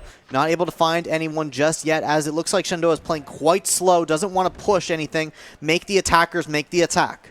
Yeah, the Eagles as well playing a very slow and collected attacking round here, all kind of facing towards this C side, now rotating towards the potential B push. Ryuk in the area for a possible pick here, but Super will be able to find one. Ryuk will find one on to Cry. Calabiella finding a kill as well. They're 3v3 still situation, but full possession over this B site by the Eagles. Shenandoah now have to re-enter the site. Noble spraying through the smoke. They're able to get some good damage onto this Brimstone, and now with this health advantage, but Cherzak does go down to Uzi there, however, a 3v2 situation in favor of the Eagles. Yeah, Noble staring down T4 Cuzzy here, but doesn't know about the other around the corner, but finds MWIII. A massive swing there from Noble. Able to use the raise utility here to spot another Nonsensical, though. Gonna find 1, gonna find 2. T4 Cuzzy able to make the swing to help out his friends. And yeah, Nonsensical has just been looking fantastic here with Cuzzy. Those two just a dynamic duo there, maybe able to make those pinches happen and win that crucial round for ERAU. It is now 9-12, and as I said previously, the economy is now a lot more in their favor. Both going to be full buying this round. It seems like a lot of utility coming out from both sides. It seems like this Brimstone isn't going for full utility though, so maybe not full economy yet for the side of ERAU. Yeah, only 100 credits on that Brimstone. So, still another round to win before they can engage in that full buy. But huge momentum swing here for ERAU. They still need to win out to take this set. Yeah, the knives are out here for Ryuk on the side of SU. Has to pick up at least a couple kills with that ultimate being expended here. 12-9 now on the round score. Another B/A approach here coming through from the Eagles. A rotation now coming through from SU over to this B site, expecting something similar that has been happening round after round here for the Eagles. Ryuk able to pick up one onto Super Cookie. That is a huge pick on the side of SU. Yeah, and now moving with his friends, Clabiella and Ultra Lee. These knives are in full force for the side of Shenandoah, and there's still 3 more ultimates for Shenandoah that can be expended, and they only need to win 1 more round, so I wouldn't be surprised to see another one come out here as Sergey looks with his camera, might find Cry here as the Cypher Cage does come out there, gonna hide Cry there as, the split push just continues to engage. It looks like ERAU is looking to go towards C, but they only have 1 player moving towards A as Ultra Lee takes them down, and the rest of ERAU is now playing together as it is a 3v5. They have to win the gunfights. SU has to play together. They know they're in the lead. The Breach ultimate does come out there, isn't able to find anyone as ERAU just sticks together trying to win this gunfight. Noble finds Nonsensical, Cry finds Ryuk. It's a 4v2 for Shenandoah. Time running out, however, 10 seconds left. They need to try to get this bomb planted. Ultra Lee trying to get aggressive. Cry is able to pick up the kill. The bomb coming through onto Uzi from Clabiella. That'll be the round win, sealing the series win there for Shenandoah University. A clean 2-0. And what a great showing towards the end there from SU. That was incredible. Able to clean it up there on the side of SU. So much fun these guys are having. Such a close series coming out from ERAU. I was so impressed with how tight that was all around. Such great looks from all the players. I love these guys, Ben. I mean, yeah, the SU squad here certainly having fun, but a very, very close 2 maps there. The Eagles coming out swinging on their attacking rounds, making it very, very close. And really, this was a series based off of how many rounds are you going to get on attack, and can you pick up the last few rounds on defense? Which is so surprising, Ben. I mean, normally you think of a game like Valorant, like you said earlier, that defense side's going to be more favored. I love the tactics from Clabiella. She's always has such a great mind for this game and comes up with those tactics on attack. And I can just tell whenever they're going for these split pushes, whenever they're going for those fast pushes, she's always the tactician behind those. She says that when they communicate well and then they execute those tactics, that oftentimes she can make correct guesses. And I saw a lot of great correct guesses coming out from this squad. I want to highlight Noble going on those amazing flanks, that amazing anchor position that he was in a lot of these times, able to find such massive picks, really able to get those numbers advantages when they needed them. Such a back and forth match it was, but Shenandoah was just able to get those picks a little bit more often, win those gunfights a little more often, use their utility better, just slightly more often, and able to take map room 2 13-9, 13-10 on Icebox. No bind needed. SU, wow, 2-1 now in NECC. Yeah, and you look at these score lines, 13-10 on Icebox, looking a little shaky for the start as they started on that defensive side, but able to bring it back on those attacking rounds. And then 13-9 here on Lotus, almost identical score lines here. And really just great play by both sides, right? On the side of the Eagles, we saw Nonsensical opening it up for them on Icebox. And then towards the end here on Lotus, we saw Cry, Uzi, and Super Cookie. Super Cookie, yeah. Super Cookie was going wild there towards the end of the last 2 maps and the beginning of the second one there. And they had to fight for this win, SU. It wasn't an easy win, and props to the Eagles coming out swinging early. Yeah, I know SU is going to be happy with this win. But with that, that is going to be our Valorant match today. I hope you guys enjoyed. Stay with this Valorant squad. They're not going anywhere. I know they're looking to go deep in this NECC bracket and deep in their NACE bracket. So this a team competing in 2 leagues here for Shenandoah and doing very well in both, I might add. So definitely going to want to stick around and keep track of this Valorant team. But other than that, Ben, that's going to be it for this Shenandoah broadcast. I hope you guys enjoyed this Valorant squad. Looking so good. I can't wait to continue to watch them in the future. But stick around for tomorrow. That is going to be Tuesday, which is Overwatch Day. Super Conference, Overwatch squad looking to get their first win in their Super Conference. Ben, is there anything else you want to say? Yeah, I'm looking forward to that match. I believe it is up against RIT tomorrow for our Overwatch squad. So definitely a fierce competitor there. Just played them in LAN. Yes, just played them in LAN, I believe. So a good rematch coming through for this Overwatch squad. Excited to see what happens there. But yeah, definitely a whole lot of action coming their way. Yeah, so you're not going to want to miss it. I've been Avery Geisman. This has been Kincaid, and I hope you guys have a lovely night. Thank you for joining us on this broadcast. See you later. Viper as well. Ryuk able to pick up 1 onto Nonsensical as well. Picking up 2 onto the Brimstone. 2 down early on the side of the Eagle. From his team, SU's having a fantastic start here on the pistol round. Ultra knows where the last one's at. Only half health, and there's nowhere to go. Shenandoah on the defender side. Don't have to make plays happen. It is the Eagles that have to go 2, and it's a 3v1 already for SU. The Killjoy's the only one. Just knows at least 1 might be. And there's that Viper wall you were talking about, Ben. Gonna conceal those other 4. How many are behind that wall? It's all up to Noble now. A 1v4 situation. Poach here coming from the attacking side and a pretty standard defense coming out from on the side of SU thus far this match. And you can see Reeve dropping down to about half HP. Map here. Claudiella is going for a massive flank. They do not know she is there. She's gonna. What can he find here as Noble goes for the pinch? Noble gonna find one. Unfazed. Yeah, the Killjoy coming out on the side. Fuse here as she is found. Noble gonna move in, try to find these kills for her. Yeah, I mean, we know that Uzi is up in that top zone. Will fall instead to Cry. Riot will be able to answer back. On Spike planet on A, and T4, Cry finds her. Zova gonna find the location of all the enemies. Nonsensical is spotted and through this Viper wall. Fake defuse coming out. Operator picking up a huge early kill onto Cry here. Possibly able to find Uzi as well. But not just yet. Super Cookie gonna find Ultra Lee as Claudiella still has this for the Eagles. Claudiella gonna have to switch over to another gun here. Doesn't want to play a sniper. Here, if they're looking to stay alive in this round, they read the rotation. As Brimstone, 3 actually, as Brivity Job finds 1 on Ultra Lee. And SU as Noble is gonna start the plant here as there's so many members of SU. So still a full spike to be planted here. Not sure where it's going to go just site here. As Brimjob doesn't know that Claudiella is there. They're going to get peeked there. And that we saw the Eagles do time and time again. I believe it was the Bucky here in the hands of this forcing the Eagles to rotate. This trade really falling in favor of SU. And Sergey gonna find Ryu, gonna swing here, likely use this utility to make sure he can confirm this, lands it as well onto this A site as the final members of the Eagles rotate through. Ryu gonna find 1 and find the second to last one as well. And they're on this B site, but they're still kind of split pushing, not quite sure what Shenandoah at as Sergey.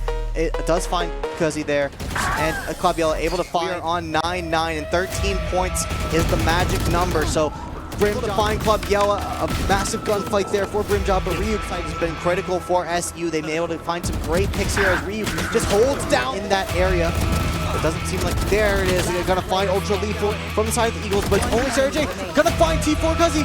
Can she find this last one? Nonsensical begins to defeat. 2 huge picks on the side of the Eagles. This might be the turning point.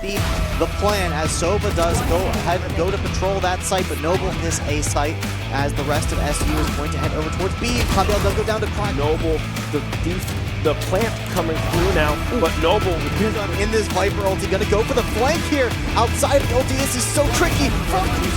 That is 3 kills on the side of this Sova. It has to be an ERAU. It has the luxury of being able to guess right now. They have to risk what he selected here. Not on that Sova anymore. But Ryu moves forward. Claudiella with these aggressive V3. Yeah, now I hope they have a good line leader. Yeah, and it looks like, well, not quite just able to pick up 2 huge members on the side of the Eagles. The deadlock also will go down. Super Cookie falling to Serge, and possibly over to the Cypher. Yeah, SQ's been looking fantastic. Going in there, unable to get the kill On that fight, but Ryuk able to continue to push forward. Gonna find Skifor Kazi as well as ERAU, as they know that this A side where they gotta go. But Claviella gonna win that fight well. On to Cry, is able to find 2 onto nonsense. He remaining on the side of the Eagles. Had the pistol on him, so ultimately able to find that with the nice assault from the side of the Eagles, and they're gonna clean this up to an even game. No